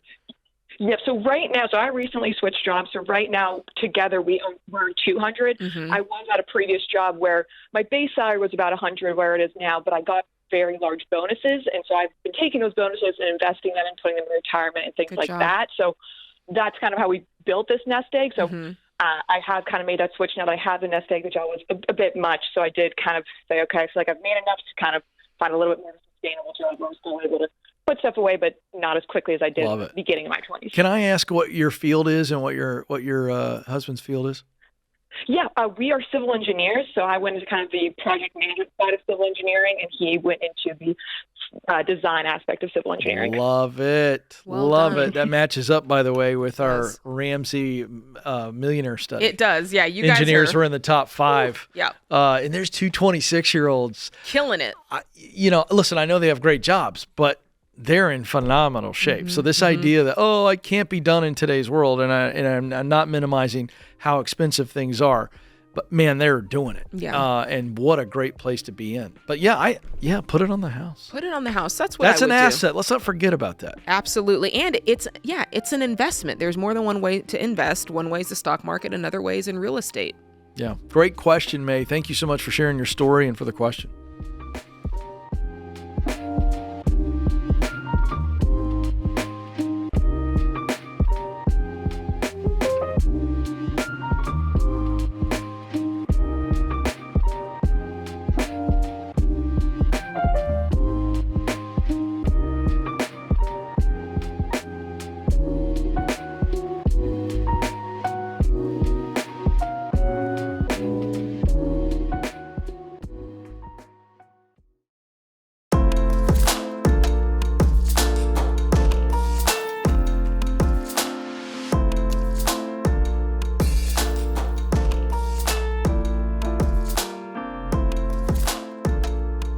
All right, let's go to John in Kentucky. John, how are you today? Doing well.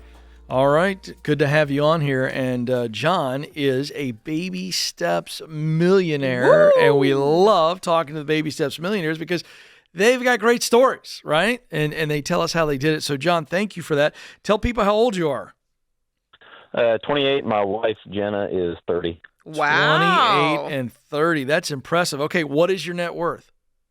1.2 million. Hey. All right, no messing around Nice, there. I know. All right, give us the mix of the 1.2. So the largest portion is in real estate. We've got about 550,000 in real estate.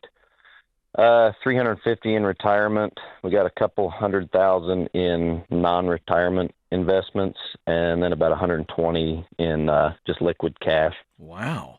So you're only 28. What's the real estate? Is that your home or is that rental properties? What is this? A little of both. We've got our area here in Kentucky. The market is friendly for real estate investments. So we've got a couple homes within that 550, but our home and 2 rental homes. Wow. And what's your income? It varies considering that just varying on the number of overtime hours I work, but it averages out to about 300,000 combined between the two of us, 300 to 350,000. Good for you. Wow, way to go, killing it. What do you guys do?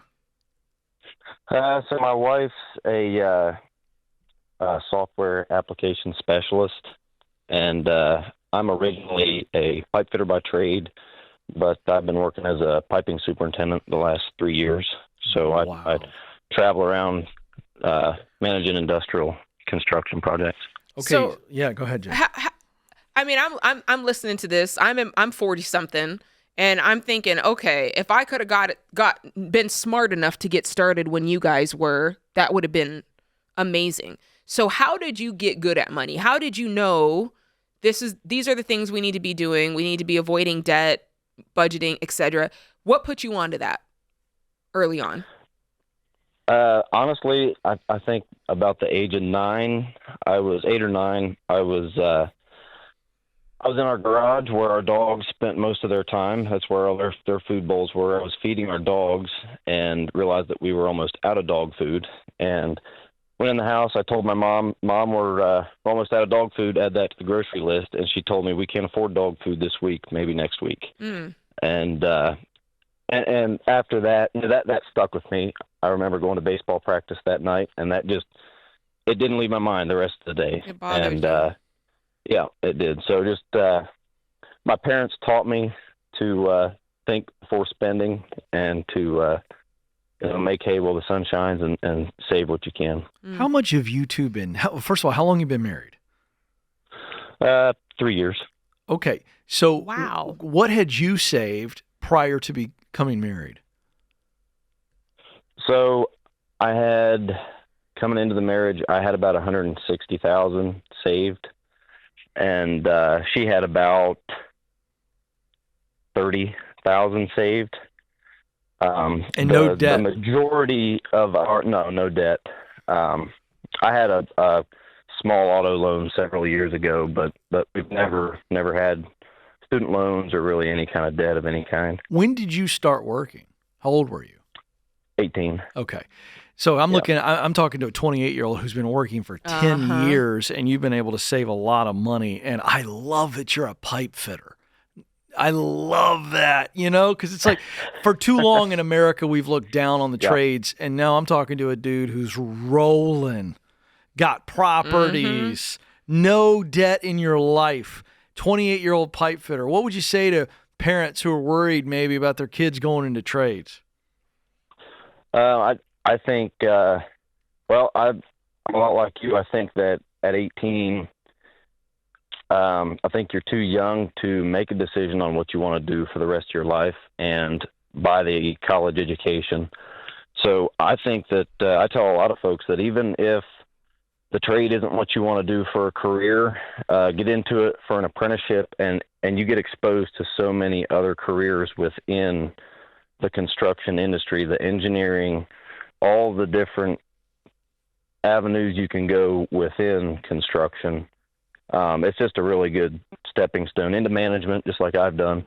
It's a great place to start. And just being a construction worker on the tools now, you can make so much money. Yeah. It's definitely a worthwhile avenue. So here you are, a millionaire, and in your social circles, in your world, does anybody ever look down on you because you don't have a degree? Yeah, my grandma, before she passed, every time I would talk to her on the phone, she would ask me when I was going to go to school and start getting serious about an education. Right. For the most part, no, of course I've really not. Oh, I love that. What has been your saving plan? I'd love to know what your budget looks like, because you're definitely, both of you are living on less than you make. So give us the real on what your spend is versus what you guys make. I would say our savings rate is probably 75%. I knew it. 75%. That's what I was doing. You guys are squirrels, man. You're just packing it in. I love that. What types of things do you do? I mean, obviously you're stacking up cash. I'm not mad at it. What does your lifestyle look like? What types of things do you do to have fun, to really just enjoy what you've created?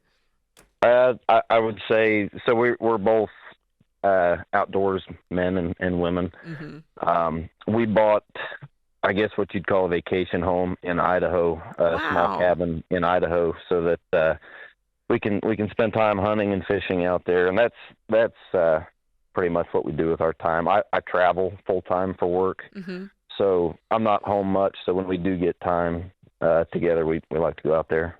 So now, what's the plan going forward? 28 and 30, you're on this massive track to be multi-millionaires. You got no debt, you got properties, you got a good job. What's the dream at this stage? That's kind of what I'm trying to figure out right now. What we're working on. We're trying to put together somewhat of maybe a 3 to 5 year plan. I love what I'm doing right now, but I realize that being home 3 weeks out of the year is not sustainable long term. That's right.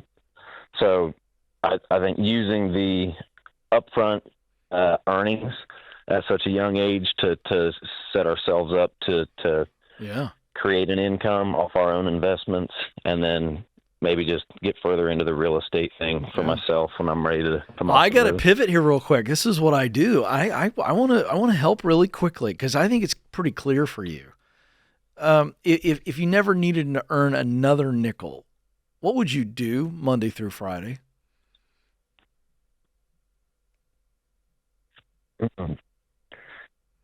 You know, honestly, I'd probably just move to that little town of ours in Idaho full time and just be a handyman and help the ranchers out there. Can I tell you? I knew whatever odds and ends they got. Can I tell you something? I think that's what you ought to. You figure out your calendar, you and your wife. I do think it's crazy for you to be away from her this much for much longer, given the financial situation that you're in. You're crushing it. So you could transition into this trade and maybe not travel as much. I don't care what the bridge looks like, but I'm going to tell you something. That answer, John, I want you to chew on, because you gave me a real answer.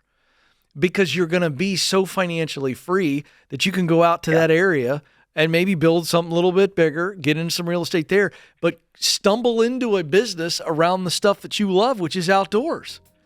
And I'm telling you, man, that's your future. Talk to your wife about that. Say, hey, Ken put me on the spot, and this is what I said. And let her start answering that question. What would she do? Oh, she's right there with you. All right. She's right there with you. We'd go tomorrow if it was solely up to her. Well, so here's the thing. One last thing.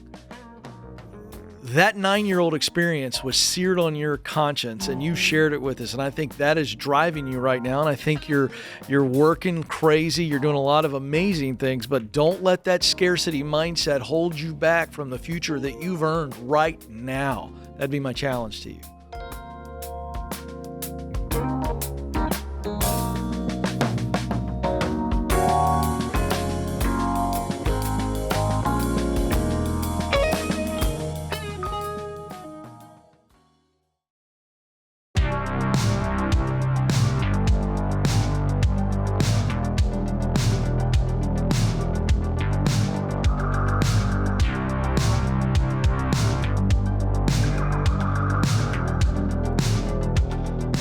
Our scripture of the day is Proverbs 29, verse 25. It is dangerous to be concerned with what others think of you, but if you trust the Lord, you're safe. That you might as well. You might as well. I feel like I hear you say that kind of stuff all the time. You might as well be preaching right now. And our quote of the day from Theodore Roosevelt: in any moment of decision, the best thing you can do is the right thing. The worst thing you can do is nothing. Whoop. And by the way, yeah, I this is silly, but I'm going to share it because I think this is going to be powerful for somebody that's listening or watching today. The worst thing you can do is no thing. We've turned it into nothing, but when I see that, I go, it's no thing. Yeah. To do no thing at all is the worst thing. Well, people think they're not choosing, but doing nothing is also a choice. It's a really bad choice. And some of you need to hear that because you know you need to make some tough decisions to change your financial life. It's just sitting there waiting for you to just do that thing. And that one thing leads to the next thing. And momentum is very, very real. That's why we teach the baby steps. So don't miss that little truth there. We don't just do that scripture and quote just to, throw it out there. Let it hit you and receive it. Ethan is up in Kansas City, Missouri. Ethan, how can we help? How you guys doing? Good. How are you, sir? Doing well. Thank you, guys. So I'm recently engaged. Congratulations. Yeah, thank you so much. So just proposed a couple weeks ago. So now the big question is wedding and what that's going to look like. So I am more on, we're kind of on two different ends of the spectrum here. I'm more wanting a smaller wedding with some family, maybe close friends. I mean, I honestly would just elope, sign the papers, and let's do this thing. Classic male response. Right, absolutely. And my fiance, on the other hand, she's more of, let's have a bigger wedding with, all of our family, all of our friends, and church members, and show that biblical covenant in front of everybody. It's the only wedding we're going to have, so let's go that route. So really just kind of the question of how much should we spend on the wedding and what route we should go. I mean, the money is what's going to do the talking here in my book. So absolutely. Who's paying for it first off? Is it just you two? So her parents are putting $15,000 towards, and then my parents are putting $5,000. Okay, so you've got 20. What about you guys? That's the thing is, so we'd prefer not to have to go into our own if we have the choice. We don't want to have to spend any of our own. Can you do what she wants to do on 20? We definitely could. We definitely could. Really? I could plan their wedding for $20,000. When he said a big wedding, like these are vocabulary words that people have different definitions of. So when you said big, I'm thinking what is that? Ice sculptures. How many people when she said the whole church? Well, so if it'd be like all family, extended family, friends, church, all that. I mean, it'd probably be 400, 450, somewhere around there. That's what I'm saying. I don't think you're doing $450 wedding on 20,000, my guy. Okay. I'm your guy. Okay. I've never planned a wedding. I'm going to do it right now. Here's how you do that. Tell me, Ken. The ceremony is for everybody. All right? Oh, we're playing this game? I'm trying to save him money. You got to have a golden ticket to get to the party. He's got $20,000. You need to do a wedding on $20,000, but she wants to be in front of everybody. So what we do is we do a lovely ceremony, and the whole church that wants to come, they all get to come. But do you feel if you're one of the scumbags that doesn't get to go to the party afterwards? I already know where I stand. Don't tell me these people, 400 people in the church, they all think they're coming to the reception. They know they don't do life with you. If I don't get to go to the party, I'm not going. And that solves the problem. Thus, I am a brilliant strategist. I didn't realize this until now. This is so clear in my mind, Ethan. Dead serious. So here's what this is going to do. You've got $20,000 committed, all right? You two have said, we would like to not put any money in, so let's play this out. Let's go run it out. So how would we do all the things we want to do? So you tell your fiance, all right, babe, here's the deal. You want the whole church? We tell everybody in the church, we're doing a big ceremony, but we're going to do this thing debt-free. Blame it on Ramsey. I don't care. And you say, so what we're doing is we're going to have the ceremony, and we're going to have little bags of rice, and you can stand around and throw them at us. And then we go to the party spot with 20 of our select, with 100 of our select friends. And the budget will dictate that. Now, if she hears that, Mm-hmm. And by the way, I want this. I'm doing this so Jade can like push back for holes in my strategy, because right now I'm super impressed with my strategy, and it might be bad strategy. But by bringing this up to your fiance, then she gets to go, well, that doesn't feel right, and she has the Jade opinion, which is the female opinion, and you're probably right. So then we go, well, then we can't invite 400 people. How many people can we invite? Yes. And here's my thing: in 2025, do we have to feed everybody just to come celebrate us? You could. I think there's some strategic things you could do there. I don't think so. I think what you need to do is, because How much do mini corn dogs cost at Costco? Oh, so you need to stop, Ken. I'm just saying, he's got 20 grand. I would, if I were you, and this is going to sound like wild, and your wife is going to do this, I would check the etiquette books on this, because weddings. Oh, is that something I can look up? Well, weddings, there's etiquette around it. Like when you send, for instance, when you send out the invitation, you know, you have to put the stamp on it for them so that they can just send back their RSVP, right? You wouldn't give them an envelope without a stamp on it. That's considered bad etiquette, right? So I would check the etiquette around Ken's idea. I'm not saying it's wrong. I just don't know. It feels a little interesting to me. It might be fine though. So I would check on that kind of stuff to see, is there a way that we can include people in the proper, respectful way in one part of the wedding and maybe not in the other wedding? Just make sure you're doing it the right way. And, okay, I don't want to take this dark, but I want to ask a real question. Go. Does everybody that comes to a funeral go to the graveside service? No. All right. I don't know what. Go ahead, Ethan. This is your call. I'm trying to save you money, buddy. No, Jade's trying to cost you money. This is that got very dark very quickly. That's the truth. So my side of it is we won't be any debt when we get married, and I think future. And so knowing that we're on the same page about this, and I totally agree. When we have kids, she's going to be stay-at-home mom, and so we'll be on one income. Mm-hmm. And so I'm an elementary PE teacher, and then coach our middle school football and basketball team. Okay. And so for me, I just think future. When are we going to ever be offered $20,000 ever again? Probably not. So they're okay. They're okay with you taking some of that money and just simply pocketing it for life. It doesn't have to go to the wedding. Well, I think in some facets, some sort of wedding, in some way, shape, or form, a wedding is going to happen. And so to me, it's like, hey, why don't we, make a $5,000 wedding, and then we can take the other 15, and then we have that for our future when we're trying to get a house and have kids and whatnot. But let me throw this at you: if you invite the right people, you will also get cash.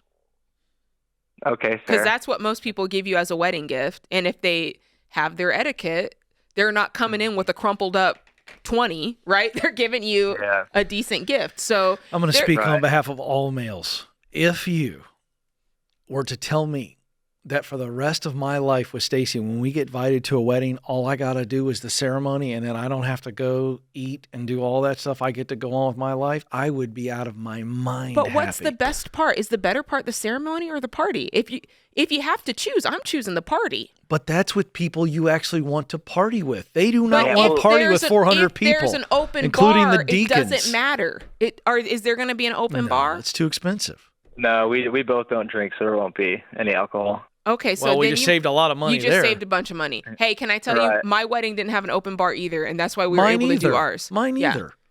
Anyway, trying to help you out, Ethan. I like all these scenarios. Here's what I would tell you. Having been married 27 years, and I love marriage. Come on, Ken, and say it, because I'm right there with you.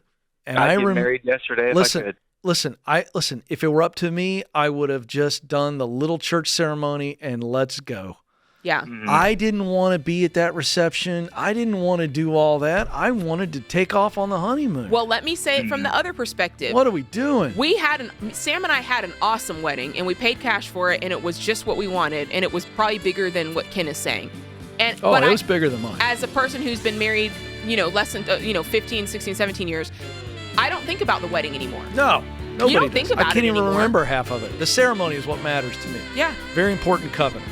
All right, folks, remember this. There's ultimately only one way to financial peace, and that's to walk daily with the Prince of Peace, Christ Jesus.